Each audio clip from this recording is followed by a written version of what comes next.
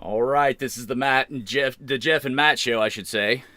Either way. Top billing goes to Jeff for sure, and we are doing our first live stream here, and we're going to talk about whether or not the country can be unified and what that looks like and what that means, and so on and so forth. And yeah, I'm going to give you the first word on this. What do we got to do? So President Biden's talking about we've got to unify. Democracy, unify. We've got to be unified. Democracy, unified. That's what he said in his inauguration speech, which according to Chris Wallace of Fox News, the penultimate conservative cable news show, has said was the best inauguration speech he's ever heard. I thought it was wonderful. Yeah. So what are we talking about when we're talking about being unified? What are we shooting for here? Well, we want to work together. It's been obstruction. It's been the Republicans have been the party of obstruction for years now, trying to just make sure that nothing ever happens in government, right? Or they don't even go after their things that they want to change in government. The policies that they want to put forward. They don't even bring those through the House and legislation. You know, they relied on Trump to do a bunch of executive orders. Those have mostly been quashed now. And I think Biden really, because he was in the Senate for so many years, he's worked with a lot of folks that are in the Senate. He knows how to get things done, and he wants to work with the Republicans because realistically, you want the Republican stamp on it. You want those districts that are Republican to be part of the process. So they're not continuously going back and say, well, that's what the Dems did to me.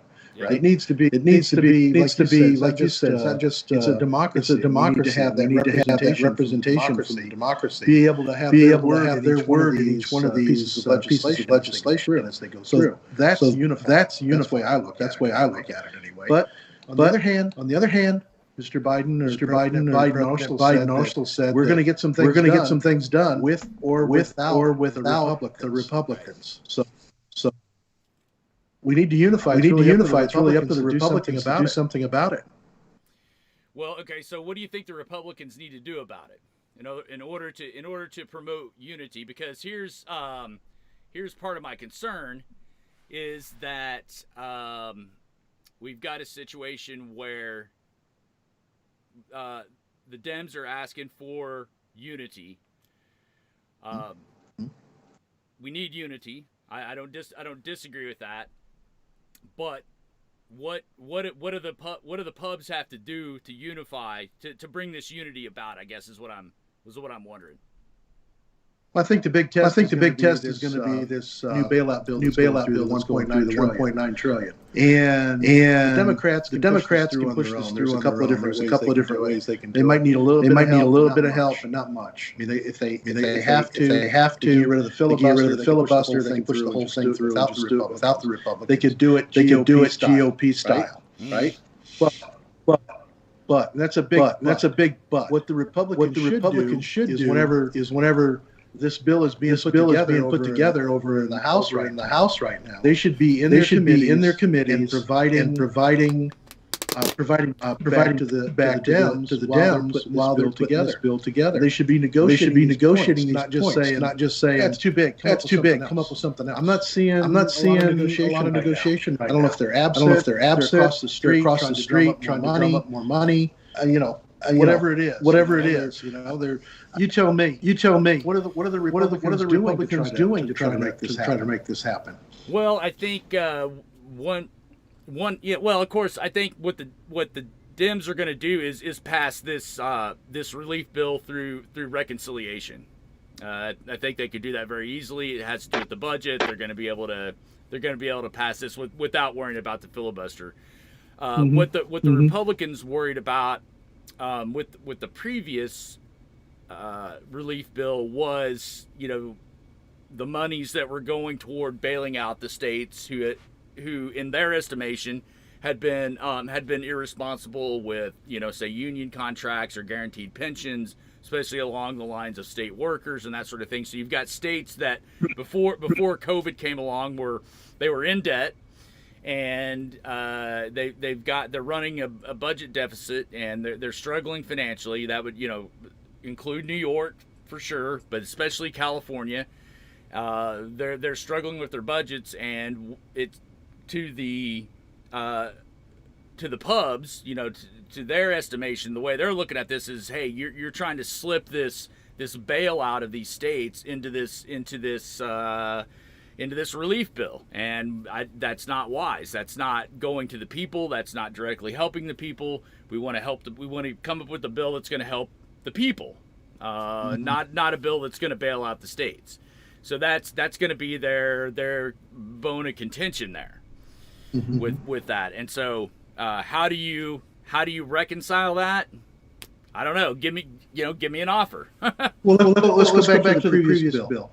Nobody complained about your favorite senator, Ted Cruz, making sure that the oil companies were bailed out, especially when they didn't even qualify for the PPP program. But he had a special section put in the bill to make sure that they would qualify and be able to get money. I mean, so the Republicans do this.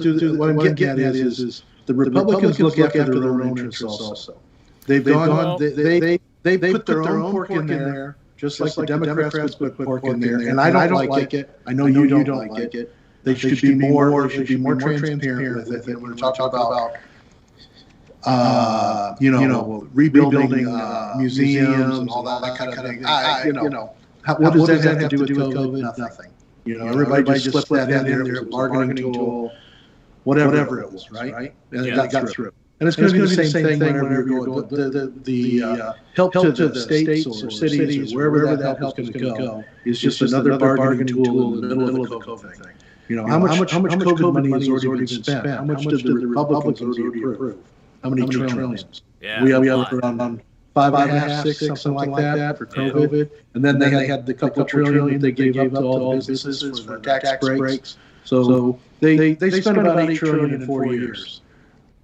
This is 1.9 trillion. Hopefully it'll right the boat, because I think we're still a long ways away from putting an attack in this COVID stuff. I think we're at least a year away or more still.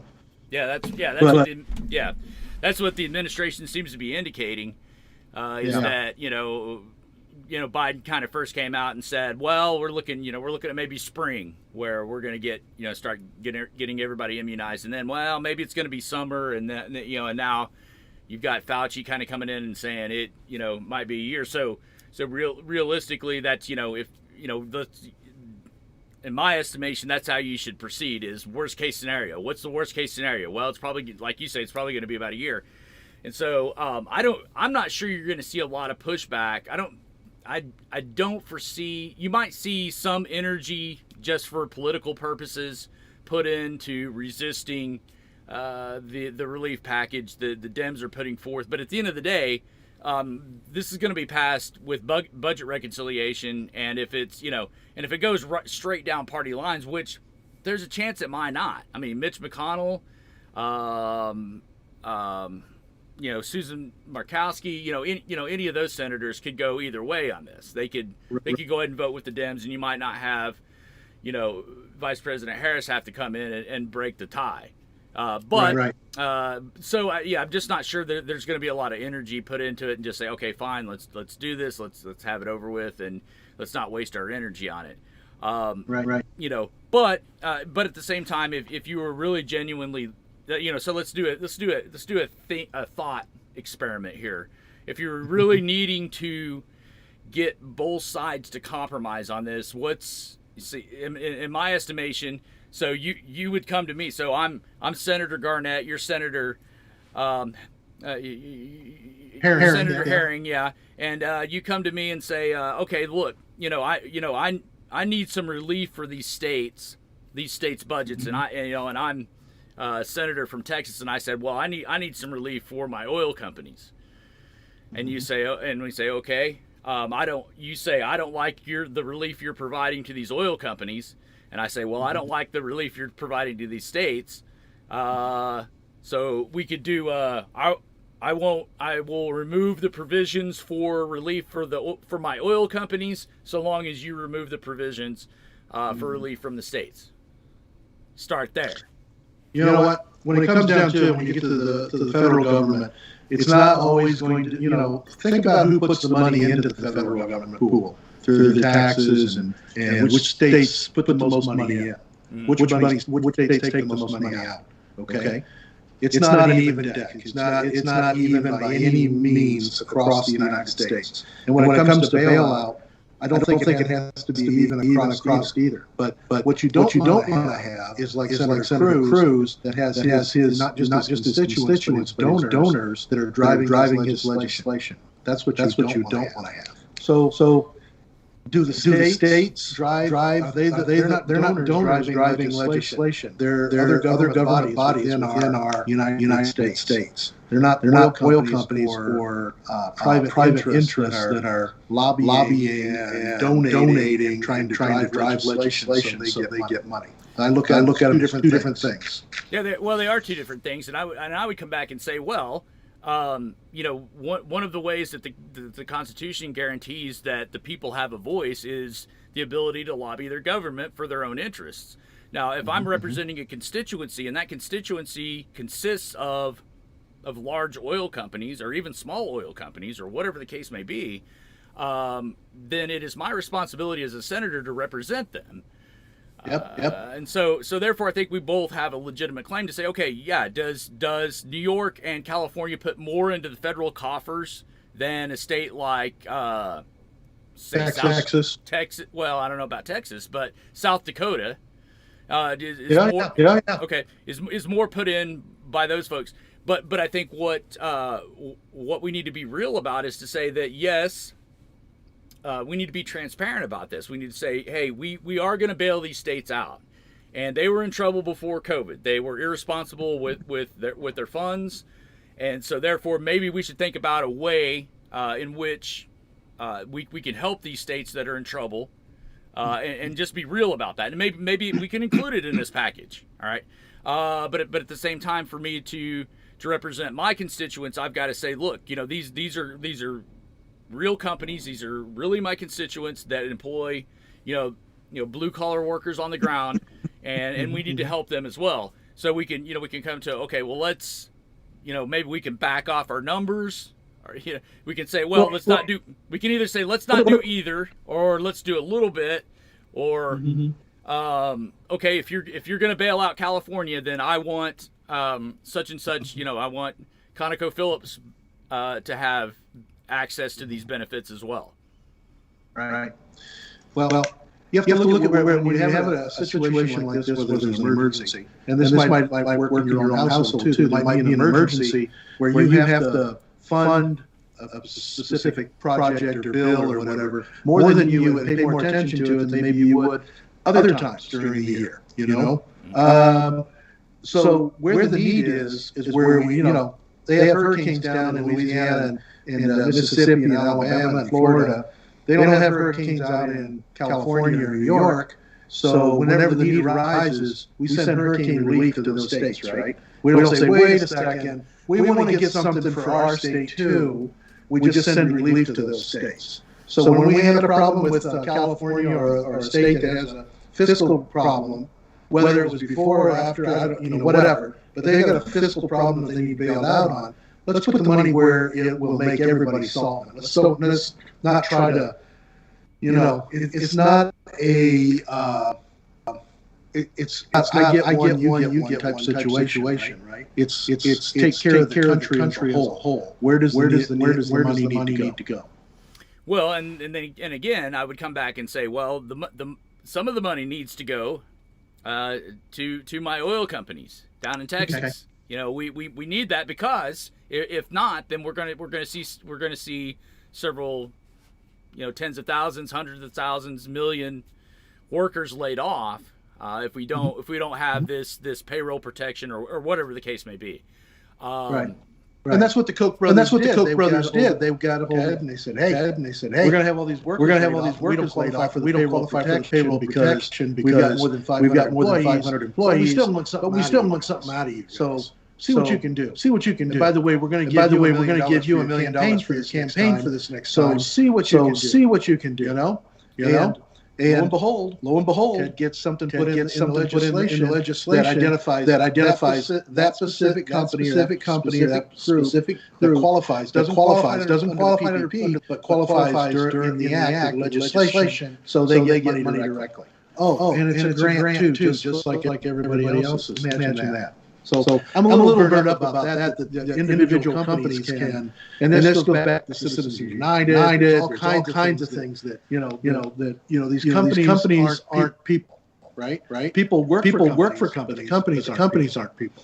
So PPP was set out to do a very specific thing, and they stretched it out.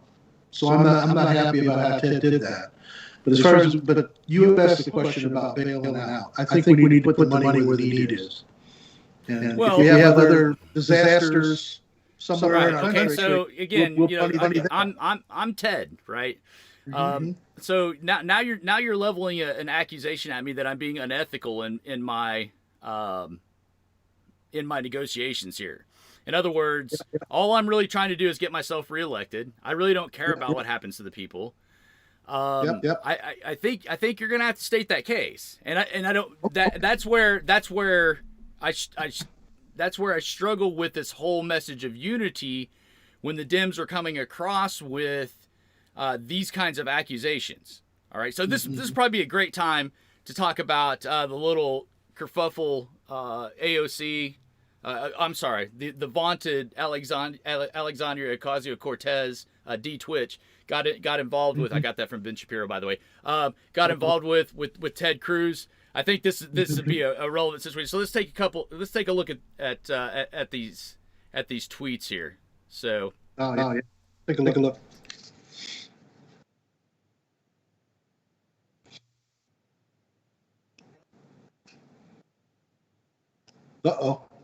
There they are.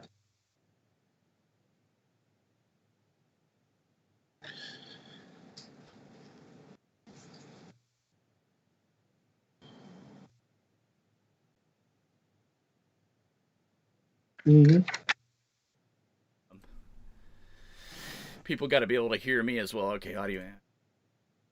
Well, that's okay. I can for it. Nope. Boom. There it is. We're all on now. Now we can hear us all. All right. Okay. So let me bring this back up. So first of all, you've got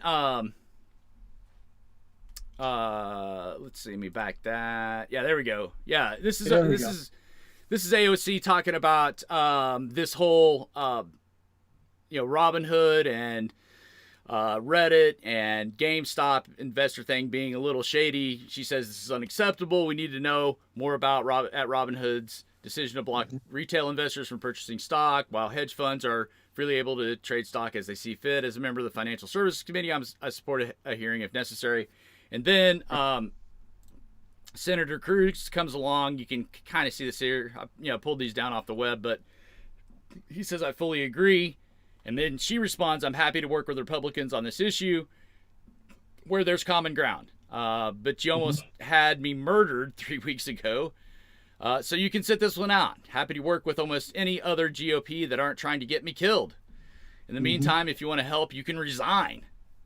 And then she kind of goes on to blame him for more violence and death at the Capitol and so on and so forth. So what I'm worried about here is that doesn't sound like unifying negotiation, where she is presuming the motives of a sitting senator that she wanted that in fact Senator Cruz wanted those Capitol riots to happen, and his main motive for opposing the Electoral College results and challenging them, along with several other, maybe about 100 House members. That she likens that as signing, being in favor of a situation where she would have been killed over that, and so she's unwilling to work with him because she blames him for the Capitol riots. So my question to you is, did Ted Cruz support a conspiracy? No, I don't think so. Well, why not? I think he supported that that the elections were invalid and that the voting with the Electoral College shouldn't be counted right. I mean, he supported all that. So you tell me, did he support a conspiracy? Was it a conspiracy, or I mean, A conspiracy. what's going on with that? Well, first of all, who's conspiracy? I'm sorry. Well, no, I don't. From what I heard from Senator Cruz's comments on it from the floor on January 6th, was that he was suspicious of the outcome of the election, and he was concerned that a great percentage of the population believed that the election was rigged, and that this is something that both chambers of Congress should address and take seriously. That's the message I believe he tried to deliver, and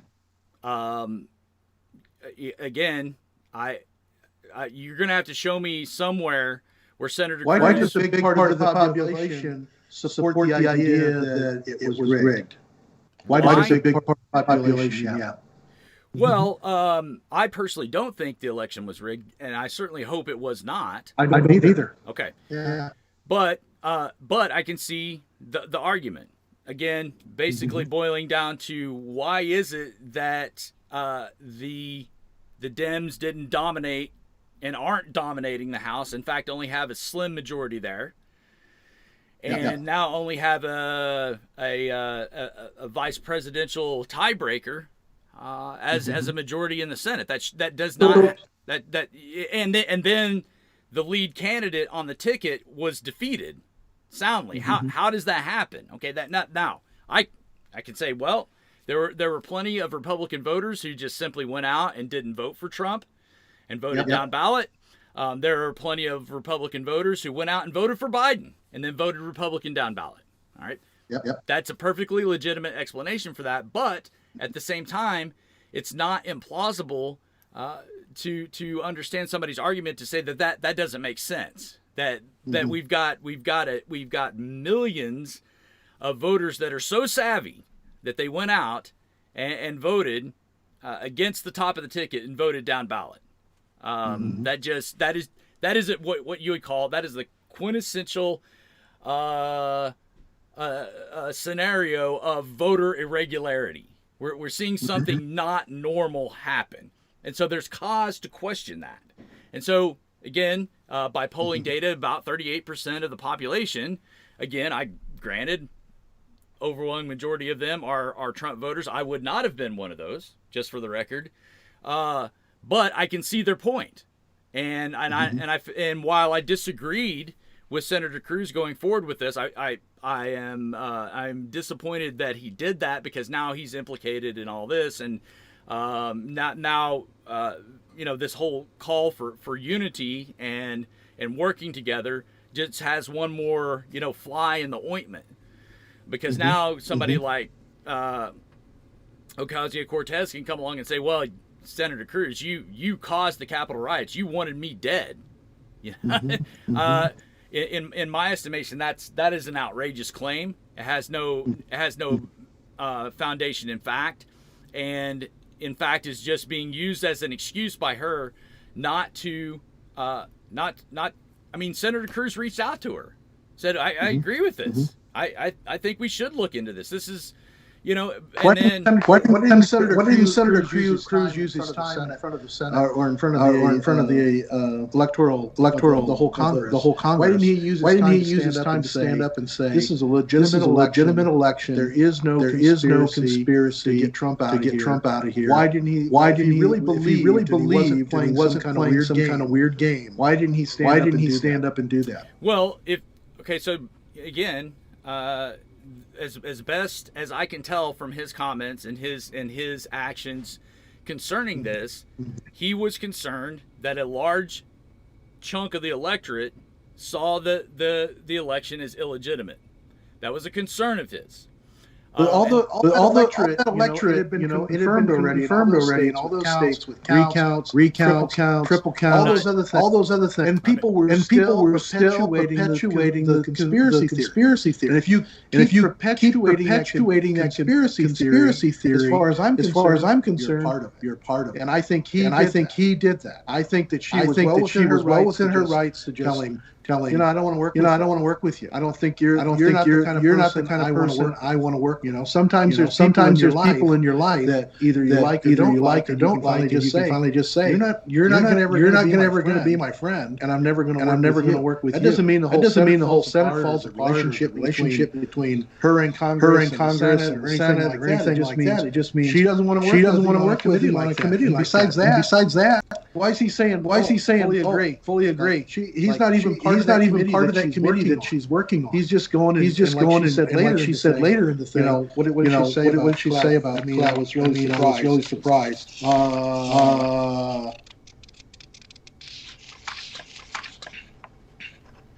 To get off my timeline and clout chasing. So that's as far as she's concerned, he's just trying to grandstand again, so he can get some more notoriety. Although he's pretty notorious, and he doesn't need a lot more notoriety.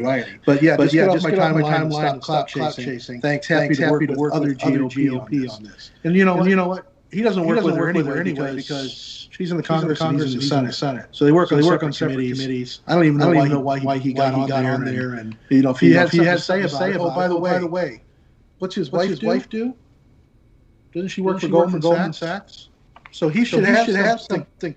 He should actually have an input more than just two words on a congressman's thing. He's just giving her a poke, So that's what I think. Well, and I just he has no problem with poking you right back. Yeah, and I totally disagree with that. And she's basically accusing Senator Cruz of attempted murder.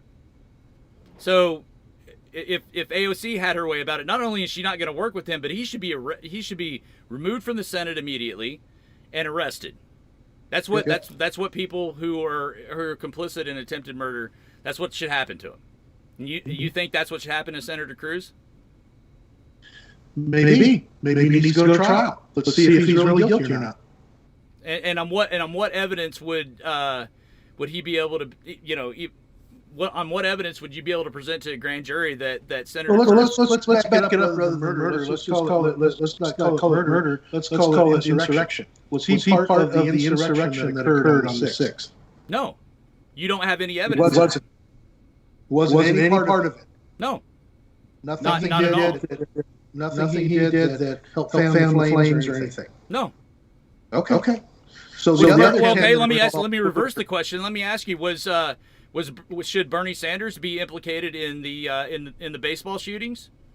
After all, it was his supporter who went out there and shot those men, almost killed Steve Scalise. Should he be implicated? Have you ever heard? Huh? I've never heard Bernie get out there and have that type of opinion like Ted does, or back a conspiracy theory. Oh, really? Yeah. Okay. Yeah. I could give you plenty of conspiracy theories that quote unquote conspiracy theories, and I don't think that. Again, yeah, I agree with you. Bernie has never backed any conspiracy theories, and neither has Senator Cruz. All Senator Cruz was trying to do there, again, I thought it was misguided. I thought it was wrong-headed. He knew it wasn't going to go anywhere. But he, just like Bernie, he's a fighter, and he's going to fight. Even if it's a complete uphill battle. That's exactly what he did when he was a junior senator and he first got in there and was trying to get Obamacare defunded. He knew it wasn't going to go anywhere ultimately, but he says, you know what, I'm going to fight. I mean, this again. Let's keep in mind this is a guy who called out Mitch McConnell from the Senate floor. He's not afraid to do what he sees as right. Okay, he felt like this was the right thing to do. And there was nowhere in his imagination. I can't prove it. I can't get inside Ted Cruz's head to say. So let me give you another scenario, okay? What do you think? Do you think Ted was running for 2024 when he was doing that? So he could try to pull over some Trump voters to go along with him? Well, I know politicians are always running. They always Oh, are. they're always running. That's right. But don't you think that's part of why he stood up for Trump? I mean, think about it. He served during 2020 election cycle. He didn't stand up for Trump for anything whatsoever. It took him about 6 months, and then he was basically in Trump's pocket. But then, after Trump said all kinds of things about it. Anyway. Well, but I mean, we could go back to there, and Senator Cruz refused to endorse Trump at the convention. I know. And why do you think it is that all of a sudden here's Senator Cruz, who was Trump's biggest rival for the nomination in 2016? Trump accused his dad of being involved in the Kennedy assassination, which is unbelievable. What caused that transformation? What did Trump do that caused Cruz to say, okay, I'm gonna change my mind on this? I'm gonna be a Trump supporter. I'm gonna be a Trump backer. I'm behind him. I think he used that time to be an opportunity for 2024. He promoted. That doesn't wash, Jeff, because if he would have continued to see Trump do things he disagreed with, he was obviously willing to be unpopular even among his party. Even among the groundswell of support for Trump, to say, I'm not endorsing this guy at the convention. And he said that straight out. He said, the guy called my dad, claimed that my dad was part of the. I'm not, sorry. The wounds are too deep right now. I'm not doing it. Okay. All right. So he's willing to do some unpopular things. He's Okay. very willing to do some unpopular things. He's very calculated in what he consider unpopular. But now you're talking like a conspiracy theorist. Like Cruz had this all calculated out. Like he was, okay, here's what I'm going to do. I'm not going to support him at the convention, and that's going to make me look like this. And then after that, then I'm going to jump both feet in with President Trump, because that's what's going to make me popular. That's complete speculation. That's complete. Complete conspiracy theory nonsense. Well, then give me a reason why he would do it then. Because he agrees. You said it was wrong-headed for him to do it. Why would he do it? Okay, it was. I believe it was wrong-headed for him to oppose the election. It would have been much more politically savvy for him, even if he believed that this was an issue that needed to be addressed. And that's the hang-up I have, is I'm convinced this was an issue he believed needed to be addressed. And so he stood up on that day and he tried to address it best he could within the confines of the system. It's allowed. It is not against the law. It is not insurrection. It is not calling for violence to stand up in the Senate on the day where they're certifying the electoral votes to object. Democrats have done this every year. Every year a Republican is. And they've never been charged with insurrection.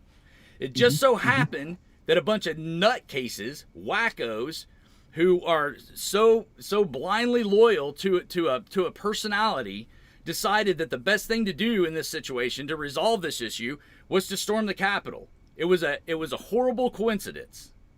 That's really the best explanation. But you're leaving out the 35 million or whatever that still believe this conspiracy theory about the election being stolen. I mean, now you got the nutcase that stormed the Capitol, but you got all those other people, my neighbors here, that are still believing that it, they still need to stop the steal. And why would they believe that? Okay, if you want to understand why they would believe that, you would look at. I mean, it seems self-evident to me that when you look at how the election went this year, you've got a man who earned somewhere in the neighborhood of 80 million plus votes, who won the presidency. You've got another man who won 75. By far the two biggest vote getters of all American election history. Then you've got this anomaly of all these Republican representatives being sent to the House And now you've got this narrow majority when all of the available data said that wasn't going to happen. And again, that's never happened. The available data and all that pollster stuff is not counting votes.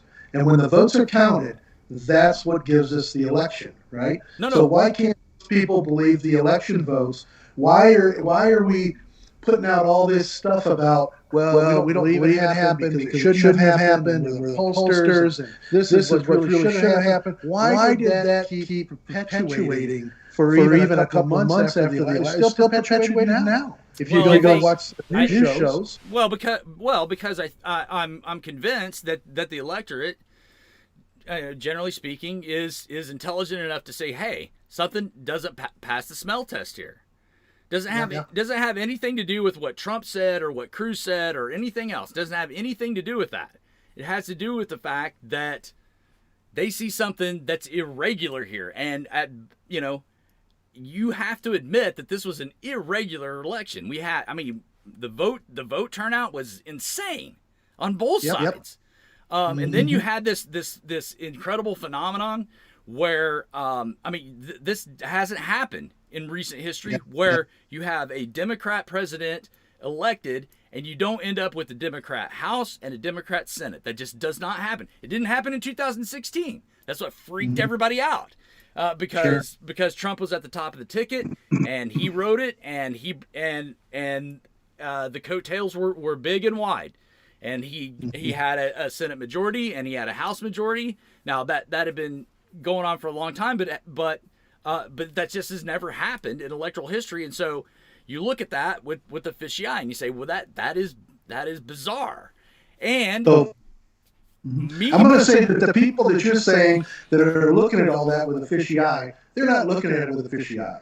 They're following news that's telling them what they should think. No, they're following news that are on Facebook. So we're talking about unity, right? Now you're accusing 38% of the electorate of being just mindless robots who get fed their information and they can't really think about anything on their own. You think a critical thinker thinks that stop steal is real? Yeah, of course. I don't agree with it because here's the thing. You want to know what my foundation for this is? God, I hope this election wasn't stolen. I hope there wasn't so much shenanigans that we're talking about a swing of several million votes in this situation. But wait, you used the word shenanigans. There was no shenanigans in the election. No, I know. People voted, the votes were counted. There's these pollsters out here that are talking about what could be, would be, should have been, all those other things. That's the shenanigans. It has nothing to do with the actual election. The election's done and over with, right? So when you use words like shenanigans, you put that little cue in the back of people's mind going, so it wasn't really a good election, right? But when Georgia goes and does the triple check, hand ballots, twice through the machine, hand ballots, they still come up with basically the same number, to 3 or 4 decimal places or something like that. It's crazy. And nobody wants to believe that. Still, people are want to go down there and check it themselves. Right. So don't take never get unity with this happening. Okay, I here you know what would be unifying is if Biden were to come out and say, "Look, I won this election. I know for a lot of you it looks fishy. I sympathize with that. It was a weird election. It was a weird year. 2020 was an insane, crazy year, and this is how it turned out. And I can see why a lot of you would think that some shenanigans went on. But at the end of the day, while I sympathize with that, and I can assure you, Jeff, and I think you'd have to admit this, that if the shoe were on the other foot, I think there would be a lot more going on than this. The shoe was on the foot in 2016. Right. And was there any? No, because Hillary walked up and said, I can see. That's it. We're not going to put the country through this. What really put us all through it, and why people are still supporting Trump, and why people are still supporting these conspiracy theories, is because of Trump's ego. That's the big part. Yeah, no, I don't. don't. We got senator, And that's the thing is, I'm simply not that cynical, Jeff. I don't think that people are being led around the nose by Trump the way you're saying. I mean, again, what? I can't. Are you crazy? Nope. I can't. Why was Kevin McCarthy down at Mar-a-Lago day before yesterday? Was he just down on a social visit?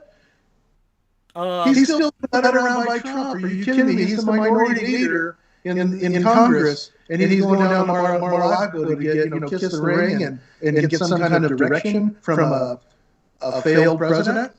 What's going on with that? What does that send the troops? What does that send their information? What's that go for?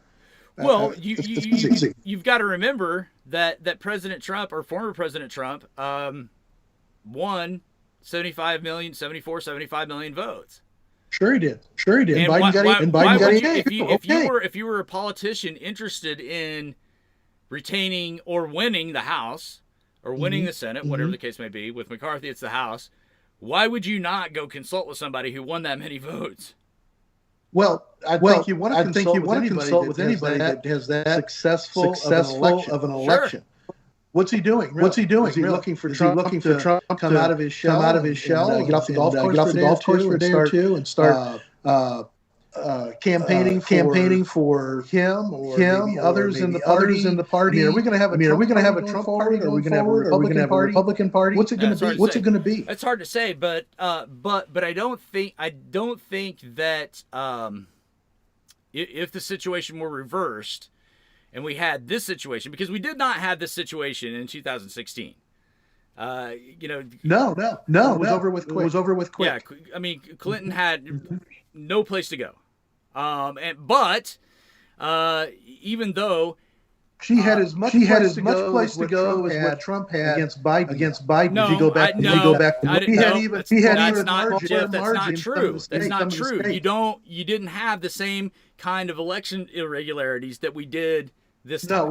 No, you did. I'm not talking about irregularities. If you just talk about the votes and counting, she had smaller margins than what Trump had. She had smaller loss margins, or his victory margins than what Trump and Biden had. So she could have, if she would have started from way back in 2010 somewhere and said, well, whenever I run, it's going to be a fake election. It's going to be rigged. If she would have started that whole thing like Trump did back in 2015, it's all rigged. And then all his supporters get on board. It's all rigged. We all know it's rigged. I don't even know why we're going to vote rigged. It's like, if she would have started the same thing, maybe she could have played the same game as Trump. But she didn't. Because we have a decorum within our politicians that says you're supposed to do a certain thing. Wait, hold on a second. I recall before the 2020 elections, Hillary Clinton saying that Joe Biden should never concede under any circumstances. That was her words. Right. Because she said that she should have. She did, and she regretted doing it. Okay. So now when the shoes drag it out, she said he should concede the night of the election because you don't know that was even before some of the COVID stuff that she said that. But when the votes come in and the votes say exactly what they say, not about some conspiracy or. But what she was asked about was, should Joe Biden? This was on NBC, I'm pretty sure. Yeah, I remember. She said Joe Biden shouldn't concede under any circumstances. That's right. And wait till the votes all counted. Right, and that's exactly what the Trump team did. They wanted to make sure that all of the legal votes were counted and counted properly. Then why are we still doing the stop the steal today?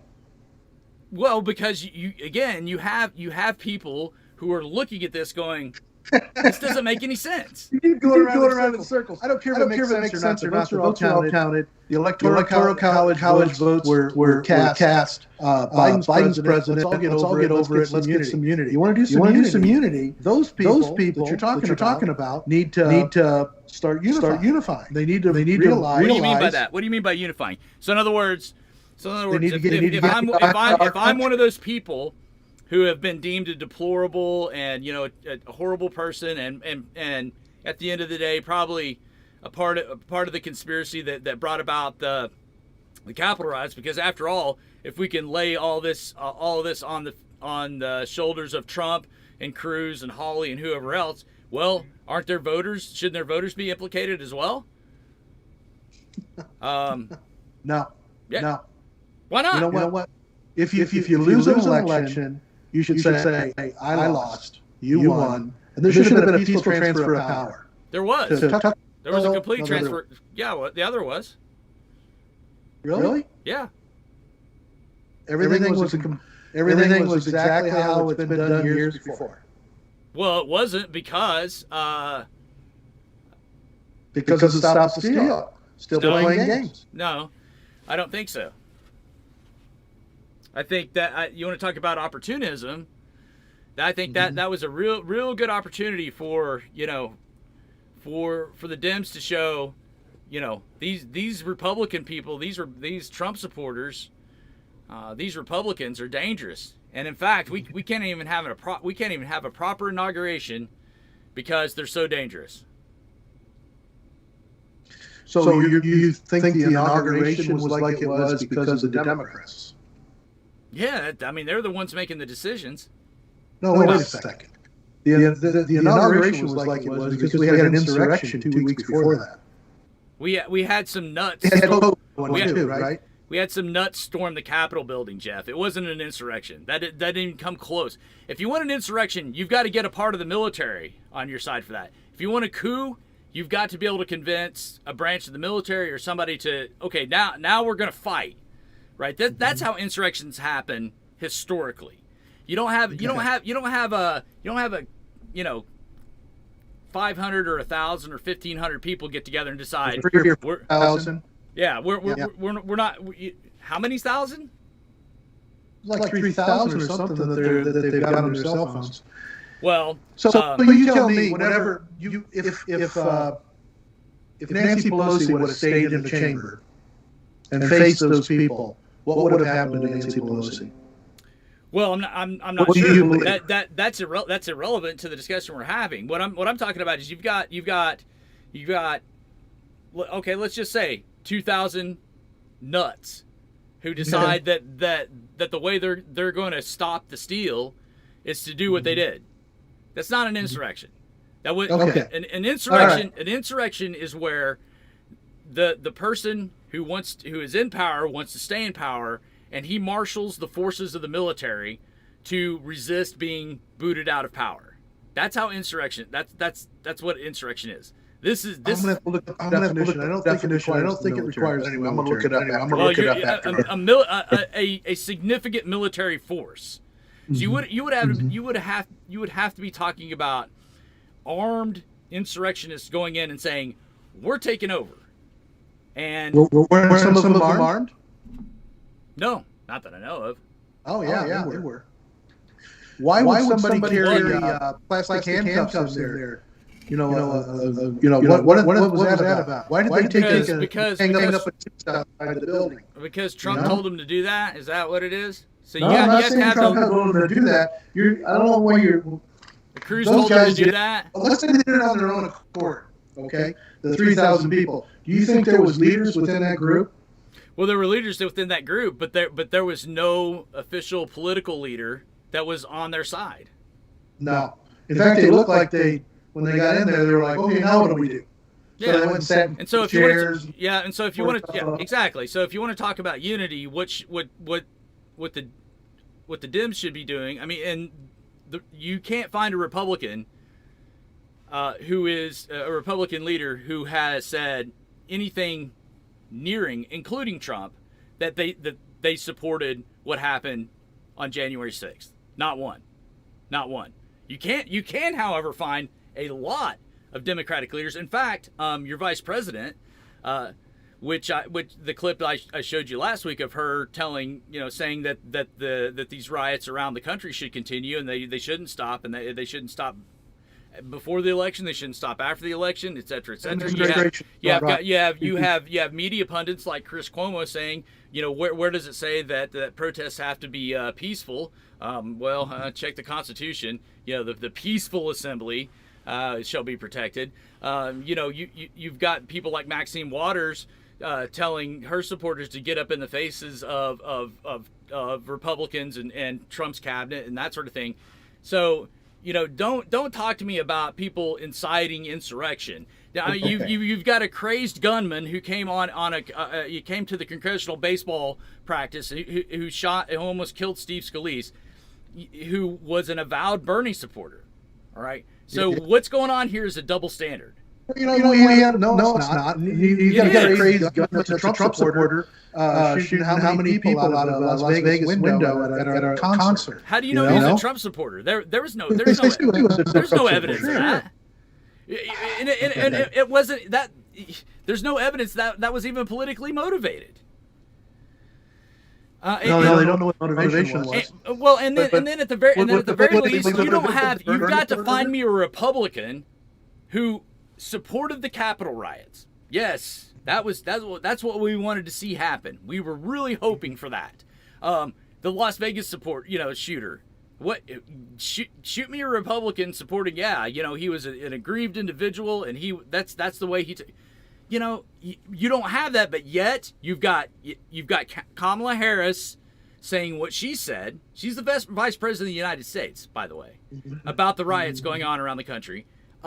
And you've got her tweeting out links to so you can donate your money to the GoFundMe to bail these violent rioters out of jail. All right, come on. There's a double standard going on here. So how are we going to unify that? What do you think? What do you think? Who needs to do what to unify? The Dems got to make a move. You've asked me a couple of times. I've tried. The Dems got to make a move. Joe Biden has got to. Yeah, yes, they do. Okay. What do you want the pubs to do? All you want the pubs to do is just acquiesce to the Democratic agenda. That's unity, right? No, it can't work that way. Why the people voted for a Democratic agenda. However, everybody like surprised by all these executive orders, but I voted for them. 80. Okay, if you're just talking about the presidency, 80 million people voted for Biden, and let's just say the Democratic agenda, because I don't think they voted for Biden so much as they voted against Trump. And you've got I voted for the Democratic agenda. Okay, you did. And 75 million of us others did not. That doesn't. Right. What did you vote for? Did you vote for the Republican agenda? I voted for the Republican agenda. Yes. So where is that? Where do you get that at? The Republican agenda? Yeah, the platform. Because last time I tried to look it up, they had this like little one-pager or whatever. They basically said, we're going to do what Trump wants to do. Okay, you're going to have to show me that. I mean, Democratic platform is very easy to find. Right on the website, it's laid out. You can look at it point by point. Okay, so I voted. So I didn't. Okay, let's say, I didn't vote for the conservative agenda platform. Blah blah blah. I voted for the conservative ethos, which means we conserve what our country is. We hold on to institutions. We don't change things unless we're absolutely convinced that it needs to be changed. And you not only have the majority saying, hey, this needs to be changed, but you have the minority coming on board and saying, yep, we agree. That sounds like a bit of a stretch saying you want to conserve our values, conserve our culture, conserve all those things, which sounds like gridlock to me. But okay. I would rather have gridlock than something being changed or instituted that isn't widely agreed upon. And I would say that from both sides. I honestly, I don't like this budget reconciliation nonsense. They passed the tax cut on that. Great. Big deal. What I want to see happen is for if you're going to talk about unity, you're going to have to come across with something where you can get 60 senators to sign on to it. That means at this point you've got to get 10 Republicans to say, yeah, this is a good idea. and we're signing on to it. All right, that's how you protect money. What's that? Yeah. Today we do, but we can always jerk the filibuster if we have to. Yeah, but I think that's a terrible idea. And if you do that, then what you're going to do is you're going to alienate and further anger the 75 million that voted for Trump and that supported all those representatives and senators that are now in place and will be and once the pubs are going to take control of the House, no question about it, in 2022, and probably the Senate. We'll see. We will see. But the point being, midterm elections are never good for an incumbent party, especially when it's pretty controversial. We saw that in 2010. That's why the Dems do a lot right now and get it going. Right, and they have to trample on. They have to essentially, because that's the thing is what my bottom line is here is I don't think the Dems want unity. I think they want conformity. So you just said something really weird. You said like, well, if they don't want to listen to the 75 million people that voted for Trump, they're going to anger them. But you know who they're going to anger if they don't do what the Biden supporters did? They're going to anger 82 million people. So because I'm really upset that they don't follow through with their agenda. Okay, so again, what you have to do is you have to be a governor for all the people, right? You have to figure out. You have to compromise. I mean, these are supposed to be the. Is that what Trump did? Is that what McConnell did for the last 4 years? Did they just did it for all the people? No. They shut the Democrats out of everything that they could. They made sure that no legislation hit any of the Senate. They went out and put judges in. Their whole time putting judges in. They didn't put any legislation through at all. Is that what they did? Is that they unified for the last 4 years? Well, I do recall Trump being very willing to do a deal on DACA. Yeah. No. There's a little history with that. He didn't want to do the deal, and then he wanted to trade for the deal, and then it didn't happen the way he wanted it to. So he pulled it off the tape. So okay. Yeah. But you know what? Now we can just do the deal. We don't have to play his. No. Well, but that's how politics have traditionally worked. I mean, think about the Reagan era.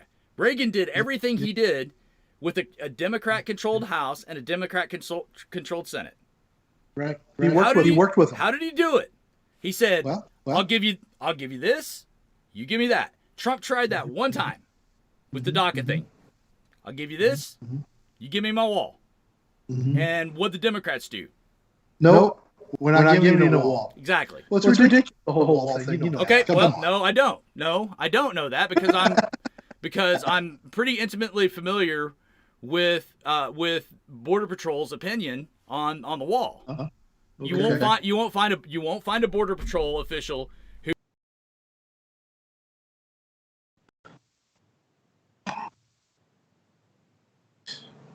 Well, we still didn't get a wall built anyway. It was 4 years of no wall. You still there? Yeah, hang on a second. Okay. There we go. I bumped something. Okay. All right. No, we but still didn't get a wall. We didn't get a wall built. All we did was get a wall shored up that was already there mostly. I mean, in less than 20 miles of real wall. Okay, so a couple of things. One is the Border Patrol wants a wall. Okay. It's helpful to them. Okay? Trump says, hey, give you DACA, give me a wall. That's it. I mean, what's the big... I mean, if the wall doesn't matter anyway, why not just give it to him? Hey, you're giving us DACA. Why spend the money? Why spend the money on something that's just a monument? Why are the Dems worried about money anyway? They never are. They don't worry. No, come on, no, they're not. Are you kidding me? Okay, so you're gonna pull fiscal conservatism. You're gonna say, oh, we're wasting money on a wall. No, that's convenient. That is how fiscal conservative was Trump. Huh? No, he wasn't. But no, he wasn't. Don't lose the thread here. Don't lose the thread. This is what I mean. Seriously, if you really care about the DACA kids, give me my wall. That's it. That's all I want. Right. What's the big deal? Why didn't they do that? I have to look it up, but I think there was more to it than that. It wasn't just that's the thing was one grade. And that's what and Trump wanted to do infrastructure, like big time. Oh yeah. He put that out on the table. I mean, and there were a lot of Republicans who were pissed that Trump was dealing with Pelosi and Schumer and trying to get a infrastructure thing done, which I personally. Huh? All those shovel-ready projects didn't happen. Yeah, exactly. It's the same way they didn't happen. Same way with healthcare, we were supposed to get it in 2 weeks. And then same way they didn't happen. Same way they didn't happen under Obama. You know what? There was no legislation ever done by Trump, other than the tax bill. He never pushed anything forward. He tried to rule like a king by writing his executive orders, and all of them got killed in the first week of Biden. Biden turned all that stuff around. Right. All he had to do was say, nope, put a line through that one. Nope, gone. Nope, gone. He has nothing to show except the tax bill. The tax bill costs $2 trillion. And then he spent another $6 trillion. Okay, part of that was COVID. He didn't see that one coming. But I think he botched that one too. So, that could have been a lot less money if he wouldn't have botched it like he did. Right. Well, look, the Dems aren't looking out for what we're spending. They don't care about that. So what do you think? I'm going to try to keep on the same topic, but I'm going to switch gears a little bit here. Okay. What do you think of this Marjorie Taylor Greene from Georgia? You've been following her? No, I haven't been following that. Give me update me. She's from the Georgia 14th District, Congresswoman, right? Northwest Georgia, right up there by Tennessee. And she's a Stop Steal, Pizzagate, QAnon. She wants to execute Democrats. She says all these shootings at schools and things were all false flags. They were actually just trying to get gun control. She supports the 9/11 conspiracies, the Clinton kill list. And on the 21st of January, she proposed Biden articles of impeachment. That's the kind of congressperson we need to have unity, isn't it? No, it's not. Okay. She sounds well, how about this other one, Lauren Boebert that just got her GED a couple of months ago? She sounds like so. Just to circle back, that congresswoman sounds a lot like the hole I would put AOC into. A nutcase, immature bitch. That's all the way opposite hand. 100%. Yep, 100% right. Because to accuse Senator Cruz of attempted murder is bullshit. And if you can't recognize that, and what this congresswoman is saying is bullshit. See, at least I'm willing to recognize that on my side. I can call my people out for bullshit. I don't have a problem with that. I mean, I think Mitch McConnell is linguini spined at best. Same thing, Cruz's colleague from Texas, Cornyn, is linguini spined. Yeah. All right. Yeah. I have a lot to say about crappy Republican representatives and elected officials. What my thing is that that doesn't seem to reciprocate on the other side. To see somebody accuse a sitting senator of attempted murder and not being willing to work with them because of that, so you're bringing these people out. I condemn them. They shouldn't be. I think there's more to it than that. I mean, anyway, two ways to go. One is you run it back around. They're putting up billboards all around to have him removed. Try to get him to step down. Along with the other 10 that voted along with him, and several whatever it was from Congress that voted along with stop the steal business. That's still trying to gaslight that word. Trying to gaslight those 38% of Americans, or whatever your number. What is Senator Cruz since February 6th or January 6th said or done to continue this idea that the election was stolen? Blah blah. He's been on a whole. He's even tweeted a bunch of stuff. He's been like what? So Senator Cruz is still talking about the election being stolen? Where? I think he had a couple of little bouts with Seth Rogen about it after the inauguration. All right, well, you'll have to send me that. But the comedian called him out, called him a few four-letter words and anyway. Sure. But Cruz keeps on pumping back and forth at him. I guess it's in his best interest to have spats with comedians on Twitter. But anyway. Yeah, well, Seth Rogen doesn't have two brain cells to run together. But anyway, I'll give him. So why Senator Cruz would give him the time of day? I really don't know. You did notice that when Senator Cruz tried to reach out to AOC and say, hey, let's hey, this is something we agree on. Let's jump on this. Let's be unified. Two-word tweet. He didn't say anything more. He said, I agree. What else does he have to say? Does he have to write a book about how he agrees on it? He shouldn't have to. To have the vitriol come back at him to accuse him of attempted murder, that's bullshit, Jeff. That's bullshit. Doesn't want to be with him. That's bullshit. Yeah. That is bullshit. That is immature bullshit. It's immature nonsense. That is what's going on. Nonsense. And I would call, and you're bringing these Congress people up that are conspiracy theorists and that sort of thing, and I would have just as much vitriol to point at them than I do at AOC. That's nonsense. Those people should not be saying that. It's stupid. It's not helpful. It doesn't move anything forward. And that's the problem is, like we talked about last week, what I feel like, from my perspective, is that if we're going to have unity, the way we have unity is the 75 million of us who voted for Trump. We need to get on board with the Democrat agenda, period. Full stop. And that's it. And otherwise, you're enemies. You are going to be considered an enemy that needs to be defeated, jailed, etc., etc. And that's how they do it in China. You don't speak. You do whatever you want. I didn't think he'd make do whatever you want. Do whatever you want.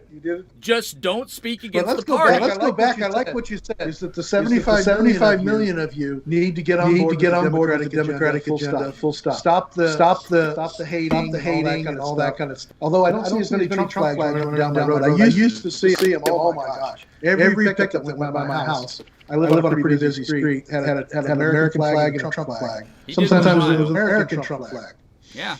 Well, you know why? Because you got a bunch of blue collar workers that live in Ohio, and they know that Trump is for blue collar workers. Mm-hmm. What's Biden done to blue collar workers? Well, he's put several tens of thousands out of work straight away with his executive orders with the cessation of the Keystone Pipeline. Oh, and by the way, one of the steel facilities I haul out of here in Indiana used to make steel for the border wall. That's over with. They're just that much closer to having to lay guys off. So who's for the blue collar worker? Not Biden. He doesn't give a damn about a blue collar worker. What he cares about is this fantasy of switching everything over to these green jobs, which has never worked and will not work until it's in place. But he wants to put these people out of work preemptively. I mean, you can't. That's the thing is, Midwestern blue collar workers are Trump supporters for a reason. Mm-hmm. Because I'm going to tell you, the construction of the pipeline. I mean, I hate to see that go down too. I've got a lot of friends and up in Canada that want to send their oil down here. It's a real mistake. Canada even tried to put that pipeline through here and deal with the politics and everything else because we do Canada a real disservice in how we buy their oil. We can have that for another conversation. Sure. But we do a real disservice of them doing that. They should have been going to Tidewater anyway with their oil. They should have invested in getting into the Pacific or getting it to the east of the refineries versus trying to get it down to our refineries in the Gulf Coast. Yeah. And the people voted that was our refineries in the Gulf Coast because they need that feedstock. They need that heavy oil feedstock because we don't buy Venezuela anymore to get that kind of feedstock. Because oil is not oil. It makes a difference what different feedstocks come in. Those are blended. They're refined in different ways. And then they're put together and blended, and you end up with your products that you're looking for, right? So they still need those heavy oil feedstocks. They're still going to come to the U.S. anyway. They're going to come by rail instead. Years ago, I worked on rail terminals up there too. They've got pipelines that go to Energy East, they call it. Pipeline that goes east to Ontario. They run rail cars down to Lockport, Illinois, and then they put it into oil barges and take the barges down to Mississippi. So there's lots of other ways to get there besides the pipeline. Well, no, I agree, It but puts some construction guys out of work. I give you that. But it's not tens of thousands, it's 1,100. And when that pipeline's done, and that's only for another 18 months or something for 1,100 guys. And I feel bad for them because my friends up in Calgary are not making money right now because they can't, there's no new projects in Calgary where they're going to be pulling oil out of the ground because they've got no place to sell it. They've got no way to transport it, right? They're landlocked. They can't get over the Rocky Mountains with it unless they build a pipeline that direction. That's politically, it's crazy stuff. They took the Energy East pipeline and they twinned another pipeline to get to Ontario. And believe it or not, Canada has all that oil. Yeah. Literally the second largest reserve in the world. And they're still buying Saudi Arabia pumped in on the east. Right? yeah. Which I can't believe they're doing. So they should cut their, this is my Canadian in me because I'm a resident of Canada too. So I think that they should cut the tie with the United States with selling oil because we discount the oil so low because of the type of oil it is. And then of course, with the exchange rate between Canadian dollar versus American dollar, they get very little. It's a real, very difficult for them to stay in business anyway. Right. Well, they should sell those. Yeah. Well. So at any rate, that's.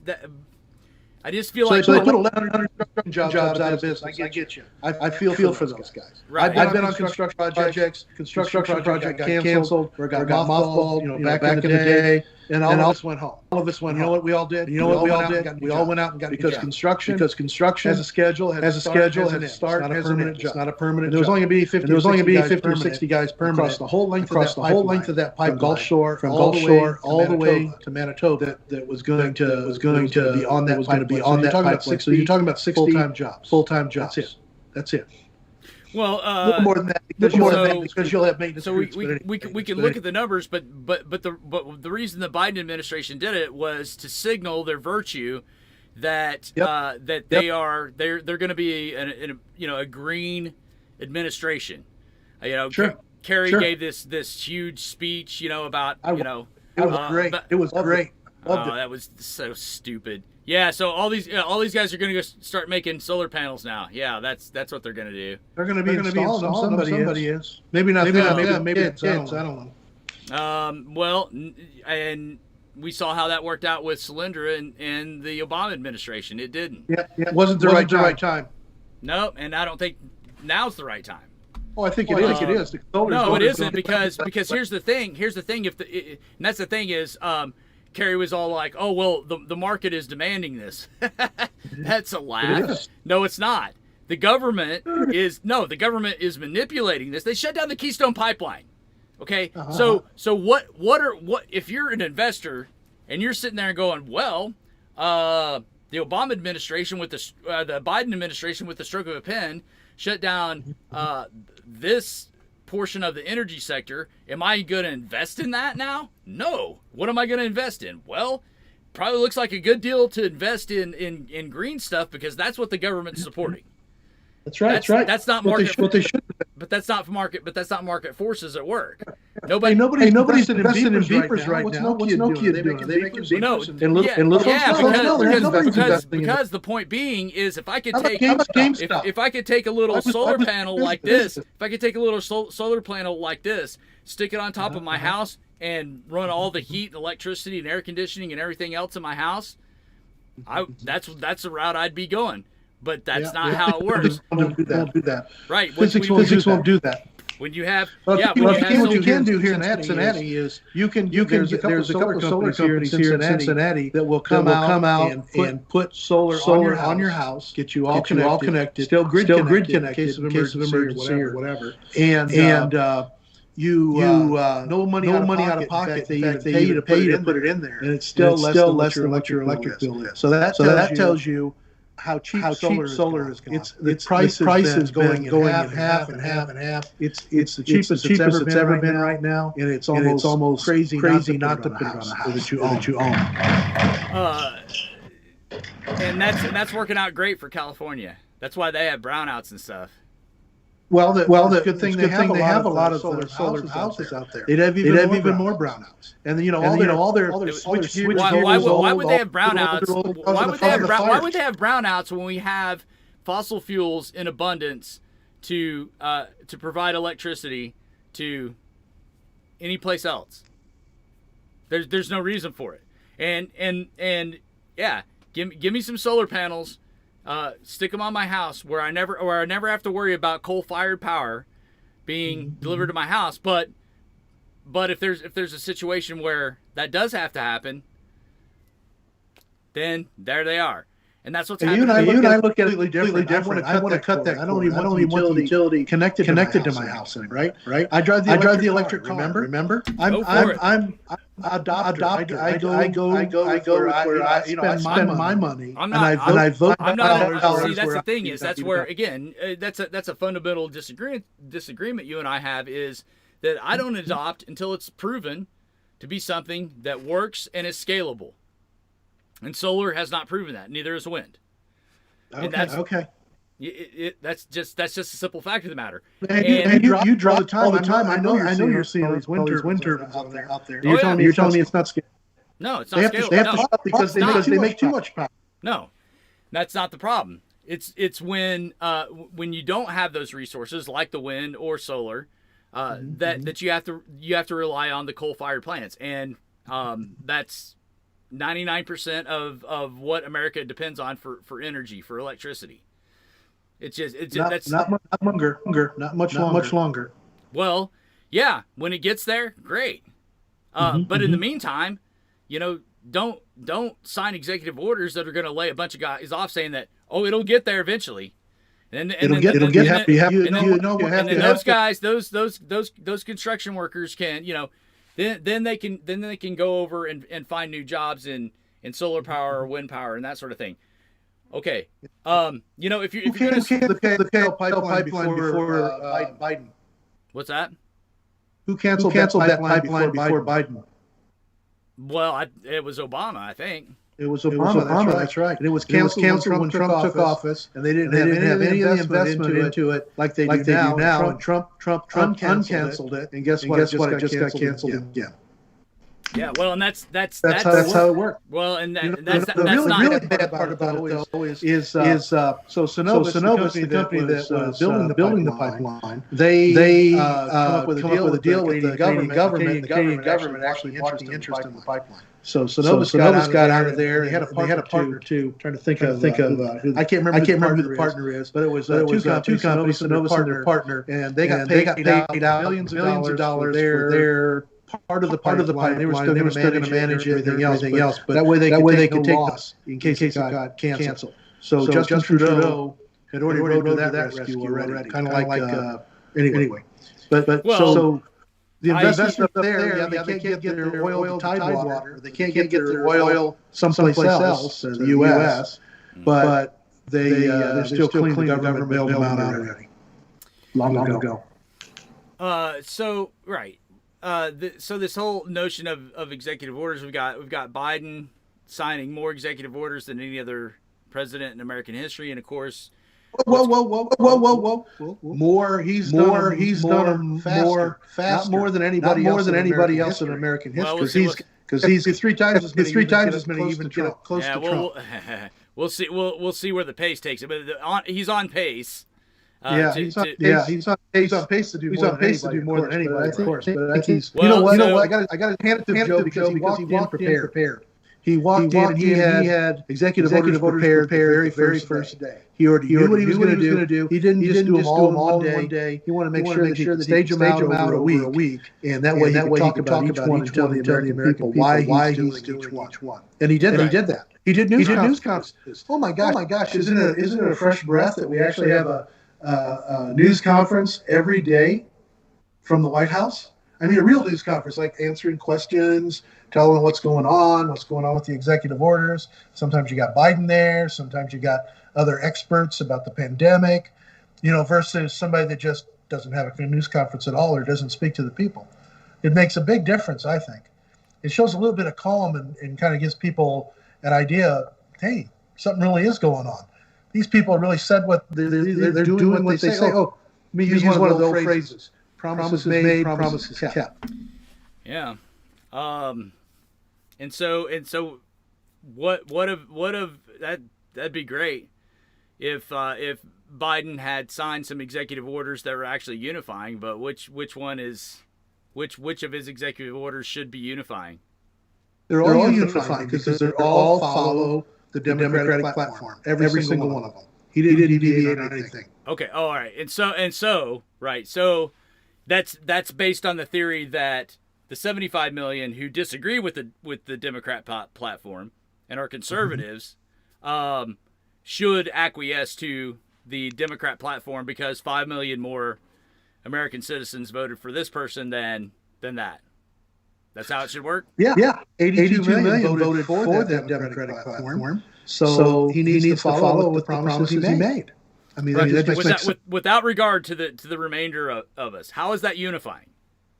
No, I think that the remainder of you, it's us, you, okay, the remainder of you need to get on board and really look at that Democratic platform. Figure out the things that you like, things that you don't like. Because I get a feeling. He hasn't signed one. He hasn't signed one executive order that I like so far. He hasn't signed one executive order that I said, hey, you know what? That's a pretty good idea. That's kind of a middle road in this area. Okay. He's alienating half the country. That's not unifying. Less than half. He's making the other more than half. Okay. Right. He's alienating the minority. Okay. That's a bad idea. What did Trump do? Did he alienate the minority? He certainly alienated me. Okay. Right. And so the reaction to that is now it's our turn, right? So that's the idea, right? So while we're talking about unity and democracy and unity and democracy and democracy and democracy and democracy and unity, what we're really talking about is, well, you folks who lost, now you got to get on board with our agenda. You did it for 4 years. You dominated us. You didn't consider us. You didn't unify with us. You didn't do anything we liked or compromise with us at all. Now we're going to do it to you. You did it to us. We're going to do it to you. No, it's not a tit for tat like that. It's not? No, it's not. Okay. Because everybody knew what the Democratic platform was because it was published. I mean, it was published for nearly a year before the election. And everybody talked about it. It's all there. Everybody voted on it. That's what we voted on. So the majority voted to have those Democratic platform go forward. They didn't vote again, I can say that I can say that when Trump was elected, that everybody voted for what the Republican Party agenda was. But they have one. Huh? They never pushed one. They never did what? They never published the Republican platform. Nor did they publish one in 2020. Well, okay, so I'm not sure that's relevant. I mean, it's pretty clear what Republicans want. Democrats say what they're going to do, but the Republicans didn't say what they were going to do. Maybe if they said what they were going to do, and not people voting for them. Trump campaigned on some very specific things. I mean, it was pretty clear what he was going to try to do, and he tried to do it when he was in office. Yeah. Whether that was through executive fiat or whether that was an attempt to do it through legislation, which I agree with you. This is the part that bothers me, is that anymore. The place we're coming to is that for this 4 years or 8 years, we're going to have these kinds of policies because the incoming president's just going to sign his life away on all these executive orders. Never mind legislation. We don't need that. I mean, Chuck Schumer himself said, Biden should declare a climate emergency so he could use emergency powers to implement whatever policies he wanted to. Okay. Yep. When Senator Cruz wins the presidency in 2024, then he's going to reverse all that, just like you did. Just like Biden did. and declare an economic emergency or whatever he wants to do, so he can lay hold. Yeah, and so we're going to go through another 4 years or 8 years of that, and then so that's bad. I think that's bad. That's bad. I agree. I agree. I'm with you on that. That's bad. Okay. So what the Republicans need to do is sit down with the Democrats in their committees, go over the platform, go over them individual, line by line, and say, how do we get these things done? And how do we get these things done? So we all support it. That's how we do it. That's how we do it. I think that's what Joe Biden needs to say. Hey, he's just say, hey, doing this forever. Doing this forever. He's get on the phone. Call.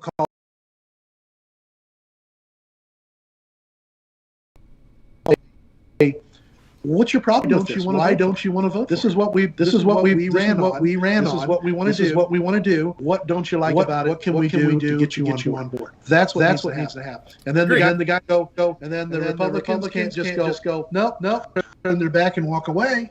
They've actually got to put their feet under the table and their pens down and start listening and talking to people and find that middle road. Yeah. If they don't, then the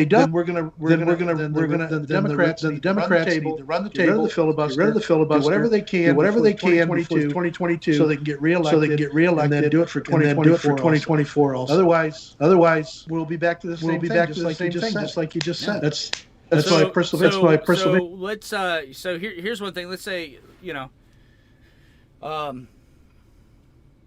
here's one thing I could agree on. Let's put some constraints on what the executive can and can't order.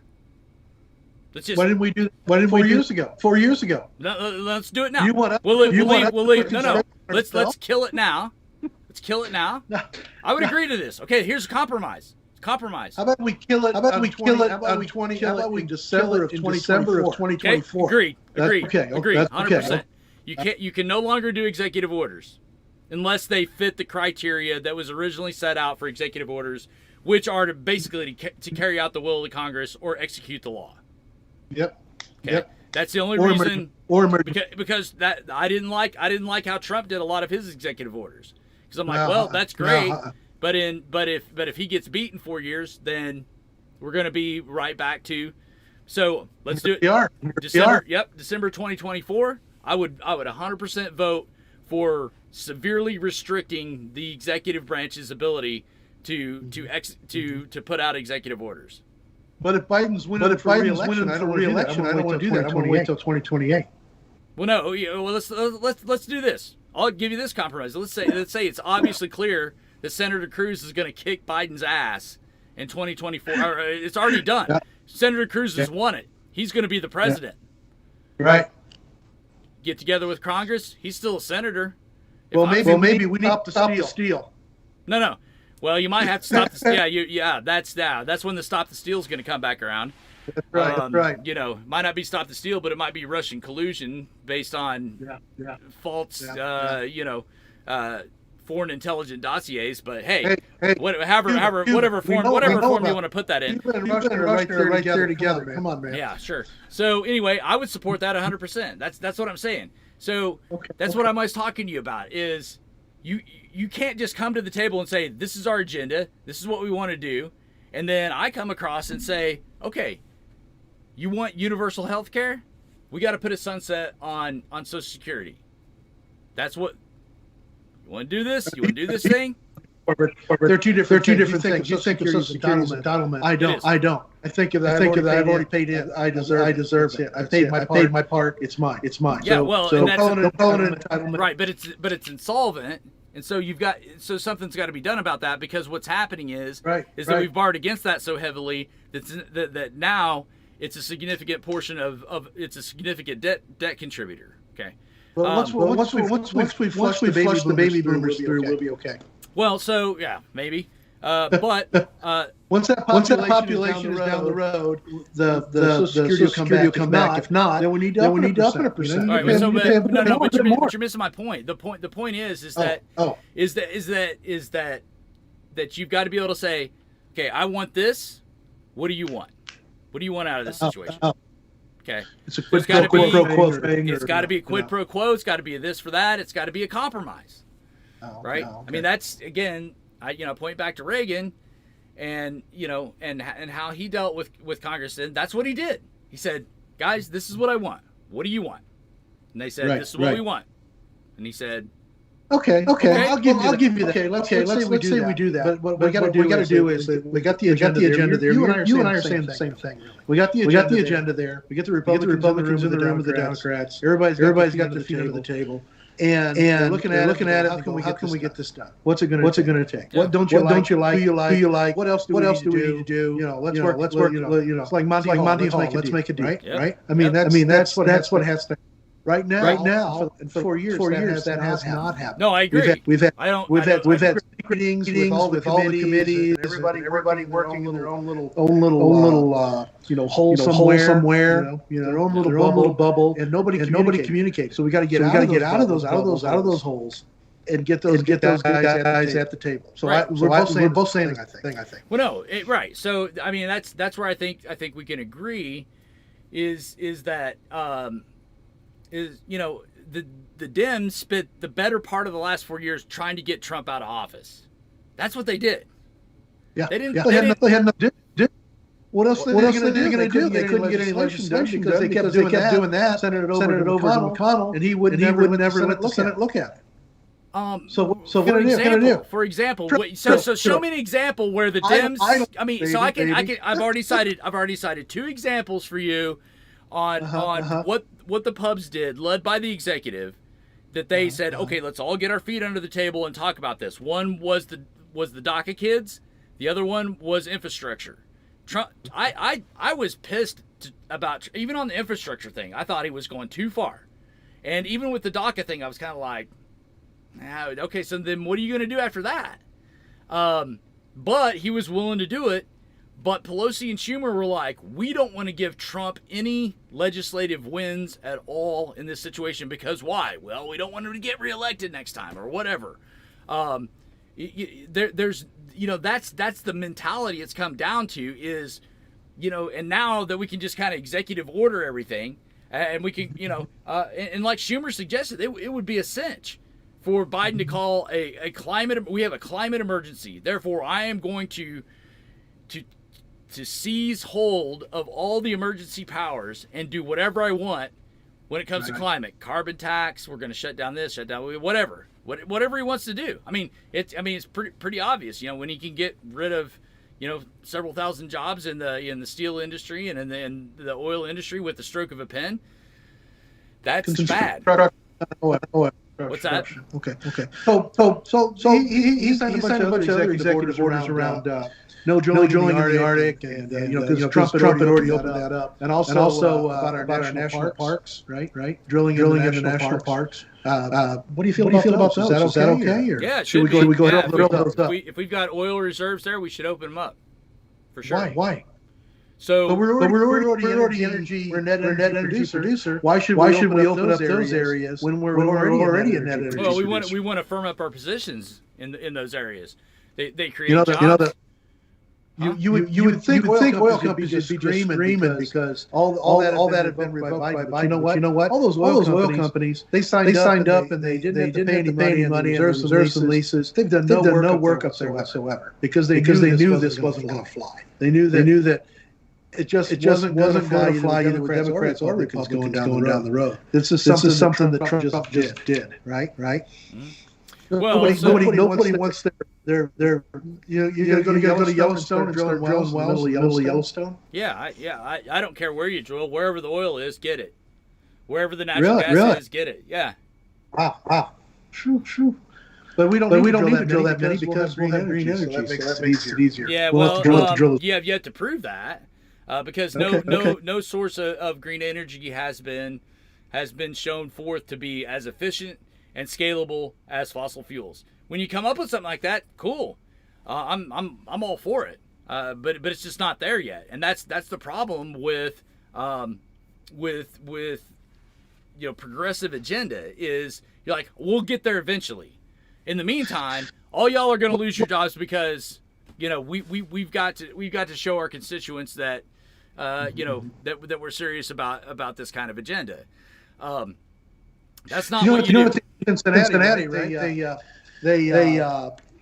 wanted to make all of our buildings downtown green. And of course, there's not enough rooftops to make it all green. So what they bought a bunch of acreage. I think it's southeast of town, and they put in a solar farm to offset all the energy used by the city of Cincinnati. So all our complete city, all of our buildings, municipal buildings, police department, all that kind of stuff is all 100% green now. Serviced by the energy that's provided from that solar farm. So you say it's not scalable, but we got the small town Cincinnati with 2 million people. They scaled that somehow. Yeah, right. No, they didn't. They didn't scale it. They put it in, and and basically what solar is a supplement to the coal-fired power plants. It is. What it is they put the solar farm in, and it produces as much energy as they burn. So it offsets their energy completely. Well, okay. You're gonna have to show me the data on that. And if that's true, then what Biden should have done was, okay, we're going to build this huge solar farm somewhere, or we're going to build these, several solar farms all over the country. Right. And this is the plan. This is the plan going forward, because we can replace, fossil fuel energy with these solar panels. And so what we want to do is, never mind the Keystone Pipeline, let that keep going like it is. But once we get these facilities up, contracted and in place and ready to build, then now we've got these jobs, all right, and we've got all these people. We've created all these jobs with these solar panels or wind farms or whatever it is you want to do. Right. You've got all this going on, and then you say, okay, guys, we've created 2 million, 3 million jobs. With these green resources that are just as efficient as fossil fuels, and it's time that we trim off our dependence on fossil fuels. Therefore, what we want to see happen is a transition of folks from the fossil fuel industry. You did it really well right there. You used the word transition. That's exactly what we're doing now. No, he's not doing. He's not transitioning shit. He's not transitioning shit. He's not transitioning shit. He killed jobs by cutting off the Keystone Pipeline. Go forward with the status quo. What he's doing is forcing us to transition. I'm okay with that. No, he's not forcing us to transition. There's no transition. There won't be more green jobs. Mark my words. The green industry has never and will, I won't say will never, but has not so far proved itself to be a job provider. The gas. What is the biggest growing job right now in the United States? It's not. It's solar panels because everybody who when the winds of change, when you've got people coming into the administration like Kerry and Biden, hey, I better get on board with this, or I'm going to be out of a job. That's right. So go get a job. Be an installer. Be a salesman. Be all these other things that go along with the industry, right? That's not a transition. I'm a 55-year-old whatever that works in the gas and oil industry. I've lost my job because of your executive order. Now go learn how to. That's just another version of learn to code. It is. But learn to install solar panels. Hey, you've been working in the gas and oil industry your whole life.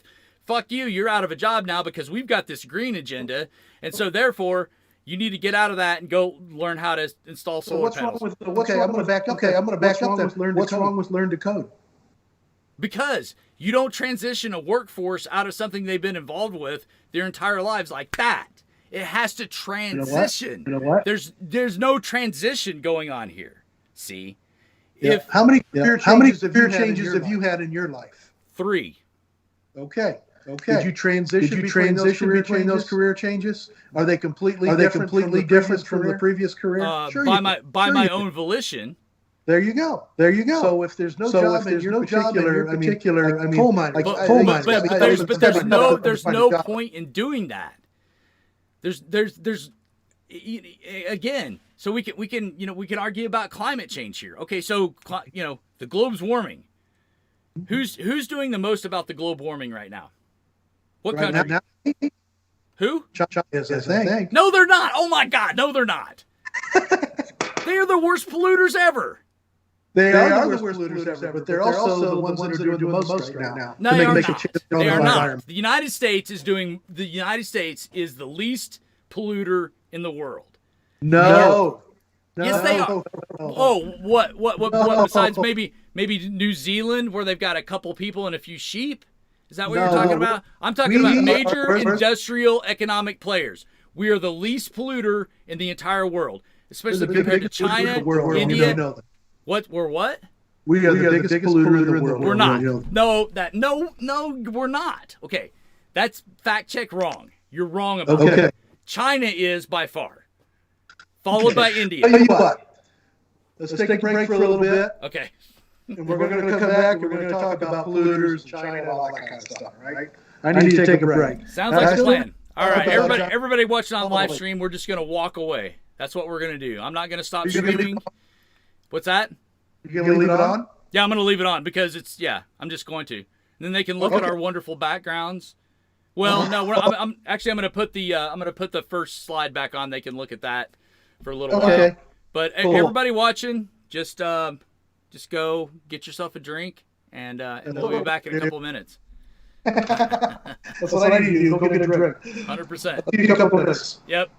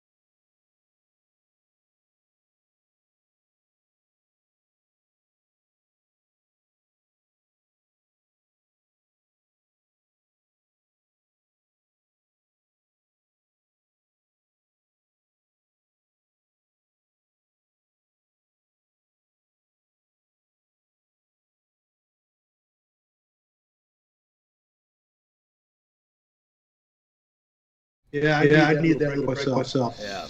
Okay. All right. There it is. You're right. Trying to pollute the United States overall. Right. But for Canada, obviously we pollute a lot more. Well, okay, so we're number two. We What- follow behind. yeah. Go ahead. Well, wait a minute. Where's India? China's got 28% of the hydrocarbon pollution. We got 15. India's got 7. Okay. So, yeah, I would be interested to see that pie graph on a per capita basis. Now, it wouldn't surprise me that we would pollute more per capita, simply because we all have cars, and I don't know how many people in China have cars. Lots. Well, I'm sure lots, but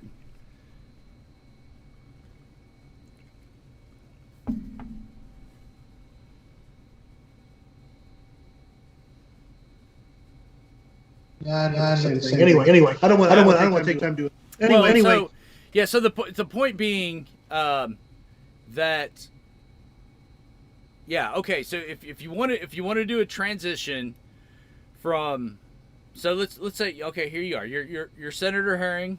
I'm Senator Garnett. We got all feet under the table. You're saying, hey, look it. This global warming thing is a major issue. We got to take care of this. Okay. And I say, you know what? I see the same data you're looking at.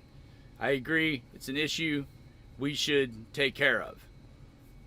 How can we do this in a way that's going to be as least painful to our people as it possibly can be? My initial salvo would be cutting production on the Keystone Pipeline. Wrong way to go. Okay. You want to start. You want to do a federal program to build solar farms, wind farms, whatever it is. Demonstrate that they're scalable, etc., etc. Let's work on that together. Let's do an infrastructure project, which is let's just be simple. Let's get the roads fixed first of all. I've got a vested interest in that as a truck driver. Obviously, let's get the roads fixed because the roads suck. And I will give you this: the roads suck worse in red states than they do in blue states. 100% they do. I love driving into Michigan or even Ohio in a lot of ways because when it's astonishing. I drive out of I went into Illinois. Drive out of Indiana into Illinois, and the roads are perfect. Okay. Yeah. All right. Hey, maybe you guys got something on this infrastructure thing we should think about. Let's, what are you guys doing? How are you guys keeping your roads so perfectly maintained? That's good for industry. That's good for interstate commerce. All that stuff.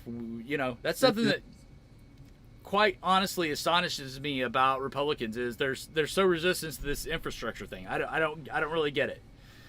But okay, let's pave the roads for God's sakes, in a timely manner. Because in Indiana, if they start to work on something, it takes, year and a half for them to finish a 30-mile stretch of road. It's like, what are you guys doing?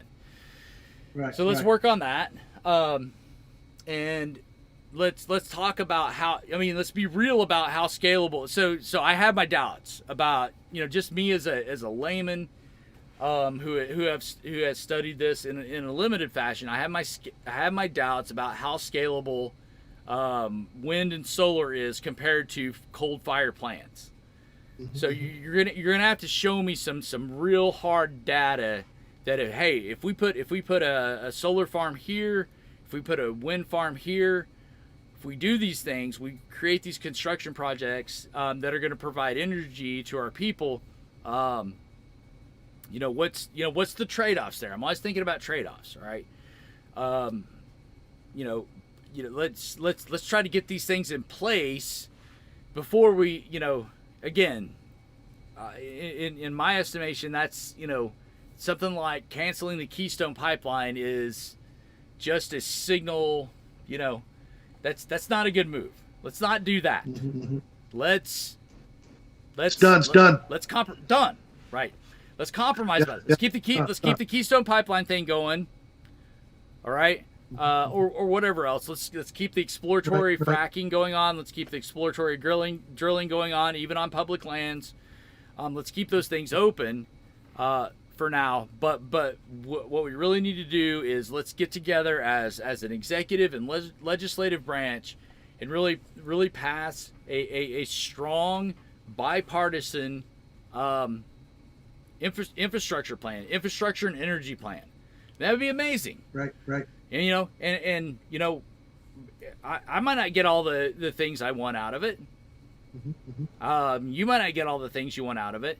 I might lose my guys that are working on the Keystone Pipeline. But hey, look, fellas, we've got all these solar construction things going on right now.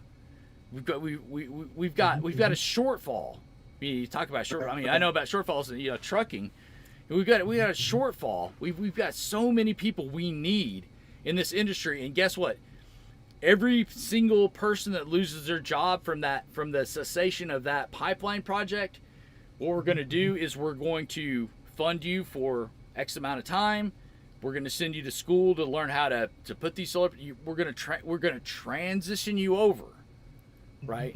That would be the kind of stuff I'd be like. That would be okay. That's interesting. Let's talk about that more. Yeah.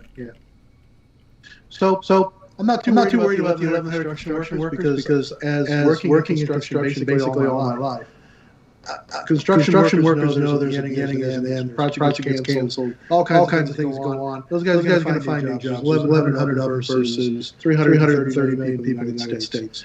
The problem we got is using our old electrical system. We've got power plants. Nuclear power plants, we've got coal fire, we've got gas fire, oil fire, all these power plants. And then we distribute the electricity to different places. It's all connected to the grid and distributed, right? Right. But once you decouple all that, people have these solar farms like Cincinnati's got for their municipal, or you have individuals that have their own solar panels or solar farms and property, then you don't have that distribution. It's a whole different way of looking at distribution electricity than it is being distributed now. So it would take a while to make that transition where you would actually start shutting down power plants. You would have to, and that's the beauty of the solar part is you can make it in small increments. You can take houses, you take businesses. Each one of them start developing their own solar. They can contain themselves. Eventually, then you start shutting down those power plants and mothballing them. Right. Well, okay. So right, but again, my thing is with okay. So what if it's only 1,100 jobs, and I'm gonna have to fact check that for sure. But let's just say it's 1,100 jobs for the sake of argument. What 1,100 construction jobs, not oil. 1,100 construction jobs, and then that would be the thing I would argue is. Okay, on top of that, if you don't have the pipeline, then what's the reciprocal or the what kind of job loss are you looking at if that pipeline isn't completed? Here in the United States and in Canada. So what my question would be to the Biden administration is what's the harm in continuing the construction of that pipeline? Why are we? I mean, what's the real purpose in shutting that down? It was already shut down. What was the purpose in starting it back up? Maybe that's the real question. Well, why did start it back up? All it was a feather in his cap that he was trying to make a statement with. Had nothing to do with. We didn't have to have the feedstock already coming by different ways. Did need the pipeline in Canada. If you talk to any of my Canadian friends. They don't want the KXL to be shut down because they want that oil to go there so they've got something to sell. Right. But I'll tell you what, every single one of them would rather have a pipeline either east or west from Alberta, so they could sell their oil within Canada or to Tidewater to another country. Because the U.S. is rough all the way through it. Right. Well, we're so inconsistent on it. Who can depend on this? We dictate a price to them because we are their only customer. They can't say we're going to sell to you anymore. We're going to sell to somebody else. All their options are gone. Whatever they put that XL pipeline in, their options are gone. They should maintain their options. If anything, make the pipeline go to the West Coast, bring it around in tankers versus.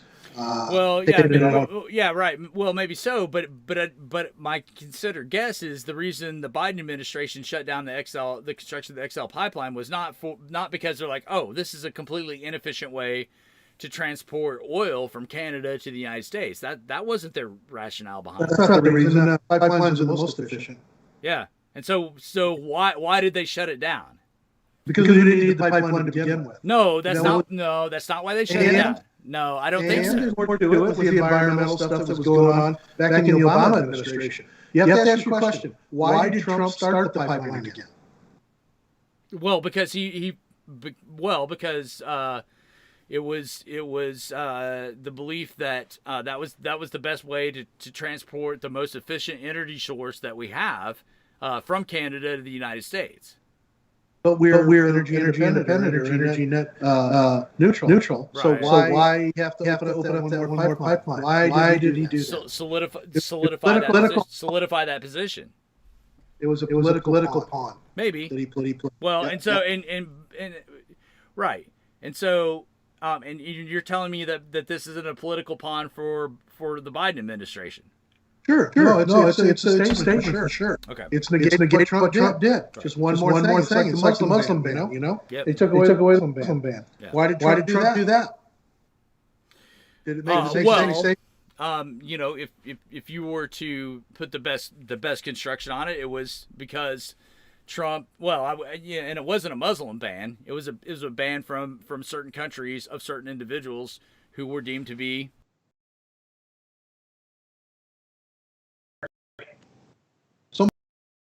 Worked for Fox News. Come on, it was a Muslim ban. Everybody.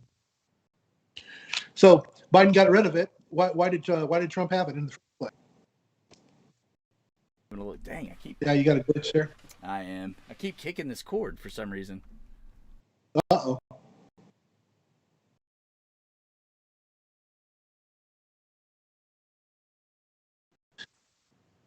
Before we get too deep into this stuff, there is one more relative thing that I'd like to. Are we still broadcasting? Okay. Dang it! What the heck? All right, there we go. Shoot. All right. I gotta quick keep. All right, so So you're gonna bring up one more thing. Yeah, I got one more thing. I got something I really want to talk about. First of all, I went online just out of a whimsical thing, and I was thinking, we talked about DC being a state and maybe Puerto Rico being a state. I can't see you, so I don't know if they can see you. But anyway, you're probably broadcasting. Anyway, so I checked it out, and I get on Amazon, they're already selling 50 one-star flags, and they got 52-star flags already. How amazing is that? You went. They're they're selling 52-star flags on. Hey, can you see me on Skype again yet? I see you now. Yeah. Okay. All right. Good. So they're already selling 51s and 52s in anticipation of or supporting the idea of adding those two states. But then this week you got this guy Kyle Biederman that introduced HB 1359 down in Texas. He wants to leave the United States. He wants Texas to tax it like a Brexit. And he wants to get on the referendum for November 2nd. So I'm sure glad we didn't build all that out. When we do build the wall, we'll just build further north. Right. Build it around Texas. Yeah. No, I'm not. Yeah. I am not in favor of secession. I'm really not. I really do want taking at face value, President Biden's inaugural speech was good. It was inspiring, and the calls for unity, I really hope are genuine. I think they are. Yeah. But you know as well as I do what that means is that if you're going to call for unity, that doesn't mean you just get to roll over little o me. That doesn't mean you get to squash all my interests. You've got to throw us some bones. But that also means you just don't put gridlock in there and nothing. I agree. So somebody's got to finally flinch. Either they got to work together, or somebody's going to flinch, and then they're just going to roll over, whatever they're going to do, and we're going to be 4 years from now doing the same thing again. Yeah, no, I agree, and that's what. So just to be honest with you, that's what frustrated me about the exchange between Cruz and AOC was, I really felt like Cruz was like, hey, this is something we can unify around, and AOC just gave him the middle finger, and I'm like, okay, come on. All right, okay, fine. You can believe whatever it is about Senator Cruz that you want to believe, but at the same time, just a little bit of anything, to a response like that. And so do I think that the pubs should be the ones to blink and say, hey, we got beat. You guys control the government. We got beat. Okay.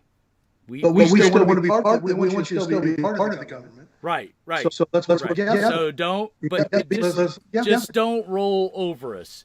And what I would really like to hear from President Biden, and that's what I was, he talked about unity in vague terms and democracy in vague terms and that sort of thing. What I really would have liked to hear from President Biden in the inaugural was, hey, yes, we won, but we're not going to roll over this 74, 75 million of you who voted against me. We're not going to roll over you. We're going to work with you. We have our interests, of course, and the majority of the country, huh?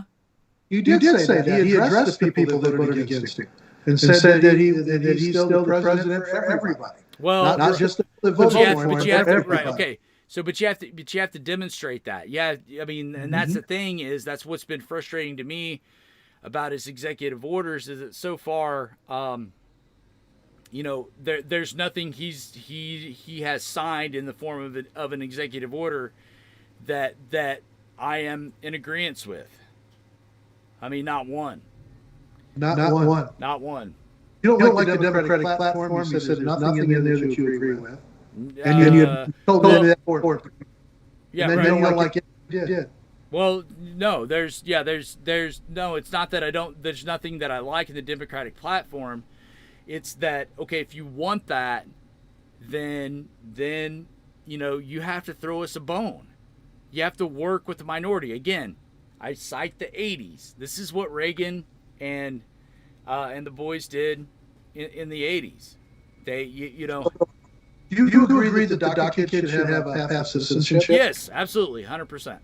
I do. So why not do it? Why do we have to trade you something for that? Where do you agree with? Well, because here's the thing: is I want the DACA kids to have citizenship. However, a path to citizenship, yes. Okay. Yeah. I'd sign on to that. Okay. Give me a border wall. But why do I have to give you something else? That's the problem we have with Republicans. Because here's the thing. No, because here's the thing. You still want something more. Because here's the thing is, and we saw this. This is historically documented. Reagan gave amnesty to several thousand, if not millions, of undocumented people in the United States, thinking, okay, let's just do this, let's get it over with, and then we'll make sure it doesn't happen going forward. That's the point us pubs are trying to make. So we got to make sure it doesn't happen going forward. We can't have people coming in here, bringing their children, who are just children, after all, and coming in here, and then we've got this next wave of DACA children. All right, we have to do something to prevent this in the future. Okay, you can't just say, okay, so yes, I agree. The DACA children should be given a path to citizenship. However, what we've got to agree on is that how are we going to prevent another DACA situation 20 years down the line? That's what we've got to come to agreement on. And so if I say, well, I think a wall would be the solution to it, and you say, in his executive order where he canceled the wall, he also described exactly what tools he wants to give the border people to be able to maintain that security. Okay, So no. let's All right, just so no. have So we can debate a okay. wall. We can debate a wall. So if you think a wall is worthless, but you value putting the DACA kids on a path to citizenship, then why not just give that to me? Because you're giving me something worthless in exchange for something that you think is very, very valuable, right? No, what I'm saying is there's still going to be border security. It's just going to be done in a different way. No. Well, no. But that's my but that's my position. You want the DACA kids on a path to citizenship. I'm Senator Cruz. Cool. Let's do it. Give me my border wall. Give it to me. Deal? But why do you need it? Why does it matter? If the border wall is, if in your estimation, so you know, if the border wall in your estimation is worthless, doesn't do anything, and I'm asking for something worthless, and It's not about that we both agree on something, and we should get together and make it happen. Okay, I'm agreed. I'm willing to make it happen. I'm willing to make it happen. Give me my wall.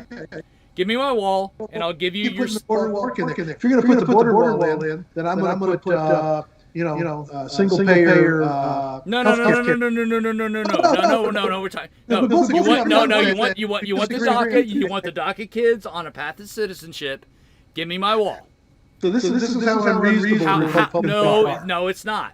That is not unreasonable, Jeff. It And is you know unreasonable. it. No, it's not. So what will you give me? Okay, so what will you give me to ensure that in 20 years we're not having this same debate where we've got illegal immigrants coming across our border with their children and we have another DACA situation? That's what I'm interested in preventing in the future, and what I think is going to prevent that is a wall. That's what I think. Now, if you've got a better solution for that, give it to me. Okay, that's what he did in the executive order. He gave a better solution. To what? To the wall. He gave a better solution. That he's going to provide surveillance systems, more and more. No. He's not going to give physical. All my border security officers, all of ICE and everybody else says if we can have a wall, we can eliminate these families coming in with children that will not put us in another DACA situation. That's what my folks are telling me. We need a wall. Okay. But you know what? The way the wall's constructed, little children go slip through the wall. Okay, Senator Herring, I want to be unified with you. I agree that it's unfair that these children that were brought up across the border illegally should be citizens. Right. I want to make them citizens. Okay. However, I don't want to be. However, Senator Herring, I don't want to be in this situation in 20 years. Sure, I get it. I am convinced that, according to my research, that with ICE and the Border Patrol, that building a wall will largely prevent the situation we're in now in the future, and so therefore, what I'd like to see is a sophisticated, state-of-the-art border wall built, and then what we want to do is put the DACA children on a path to citizenship. I'm all for that. Yeah. Would you please agree with me that let's just go forward with that? Okay, I understand your premise. Okay, but I just don't see if you both agree. Right. So whatever you think about a wall, then we reduce taxes. Okay. Let me ask you this, Senator Herring. Would you agree that we don't want to end up in the same place we're in now with deferred action on children? Oh yeah, I agree. I don't want that to happen. We want to prevent that. All right. Actually, I'd like to overhaul the whole immigration system. Well, I think that difference because when people show up, they don't have to go over a wall. There should be a big gate for them. And they should be able to walk in and be able to apply for asylum, apply for a green card, whatever applications they need to do. They should just be able to do that and not be under the quotas that they have now and all the other stuff that's going on. It wouldn't be separating the children in cages, all those kind of things. Those things should be gone. And we should have a all right. So in addition to my wall, let me add some honey to the pot. What I want to put Okay. together is a modern day era Ellis Island, where bring me your, just like the Statue of Liberty says, bring them in. We want to put together a modern day Ellis Island which expedites immigration across the southern border, especially for those who are seeking refuge, who are seeking asylum. We want to put it. How you name your price. Tons of money. That's a great idea. Yeah. So if you got everybody's going to go there to that place, okay. right? Nobody would cross the border without going there because then they would be legal. Right. They would be legal immigrants or legal inside the United States. So now you've just negated the value of the wall. Nobody. Well, no. But you got to have But Senator Herring, you have to have the wall there because if you have the Ellis Island portal and you don't have the wall, then people are going to try to do. They're going to try to flank. That's my opinion. That's what I've been told by Border Security. So Senator Herring, here's what I'm offering you is complete amnesty for DACA and a complete path to citizenship, which is very short and easy. And all I'm asking is that you let me complete the wall, set up my modern day Ellis Island where immigrants from the Southern Americas could come in much easier, and that's what we want to do. Let's make it everywhere. Immigrants from everywhere around the world come through that Ellis Island port. I'm going to tell you, if you've got an Ellis Island port that actually works, that why would anybody try to go through the desert for days on a gallon of water and risk their lives, children's lives to try to cross the border and be illegal whenever you can show up at the Ellis Island port? It doesn't make any sense. So you have a wall. Depends on what your motivations are, because Senator Herring, I'm interested in security, and so therefore I am convinced that in this era that we live in. Given the threats we have from South American cartels and drugs and so forth, human trafficking and that sort of thing, that there will be undesirables who will, if they are not deterred by something like a wall, which again our border security is all in favor of, that those folks will try to usurp the legal process by flanking that wall. So let's put that wall in. Give our board. We'll just agree to disagree on the wall. Okay, no. Well, no, I don't. Yes, but that's okay. So, but you get my underlying point.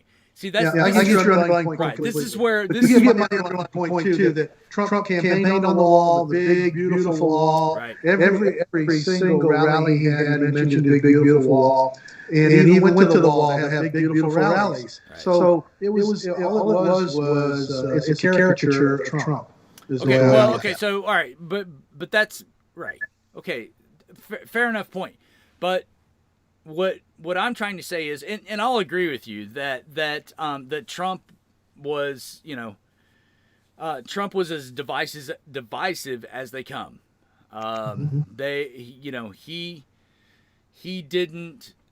He did a very poor job, in my estimation, aside from a couple of examples of trying to say, okay, hey, I got elected.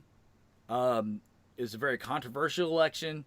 I know, hey, I want to try to draw you, he was his supporters' president, and that's it. Yep. And that's terrible. That's a terrible position. And he wasn't his non-supporters president at all. No, that's right. And he pitted his supporters against his non-supporters. Yeah. Yep. Mm-hmm. Yeah. So, right. The Trump presidency, I don't believe was healthy for American democracy. Not at all. But the sad thing is, 70-some million people still voted for him, even after all that. Right. That's okay. So, but let's leave that out of the situation. What I would really like to see from President Biden is to say, hey, I know the last president wasn't very unifying. He pitted everybody against each other, and that's not what we're going to do here. Yep. But so far, with what he's done so far with his executive actions, he has completely undermined that kind of message. And he has said, we're going to do it to you just like you did it to us. I don't think he said it quite that way, but you need to watch his news conferences. I had the luxury of working from home. I get to see them all. I have the luxury of driving around in a truck all day long, so I've seen all of his news conferences. Yeah. There's not been I have not heard one message or one action from President Biden that has said to me, hey, Matt, you're a Republican conservative who supported Trump. I'm reaching out to you too. I haven't seen one message about that. Yeah, I haven't heard that specifically, but I think we're going to get there. I hope so. I hope so. Because that's again, if you're so the two ideas of unity is, hey, we won, so just agree with us and get on board with our platform. That's not going to work. You've got to throw me a bone. You got to throw me a bone. And again, I use the immigration situation as an example to say that okay, hey, Republicans are very, very, very concerned about border security, and we want the DACA kids, we want to take care of them because that's and I think you'd be hard pressed, even among somebody like Senator Cruz, to say that the DACA kids shouldn't be given some sort of provision. But what are we gonna do to make sure this doesn't happen again? That's what we're asking. So again, it's this whole idea of and again, I do think that it is incumbent upon men like Senator Cruz to try to reach out.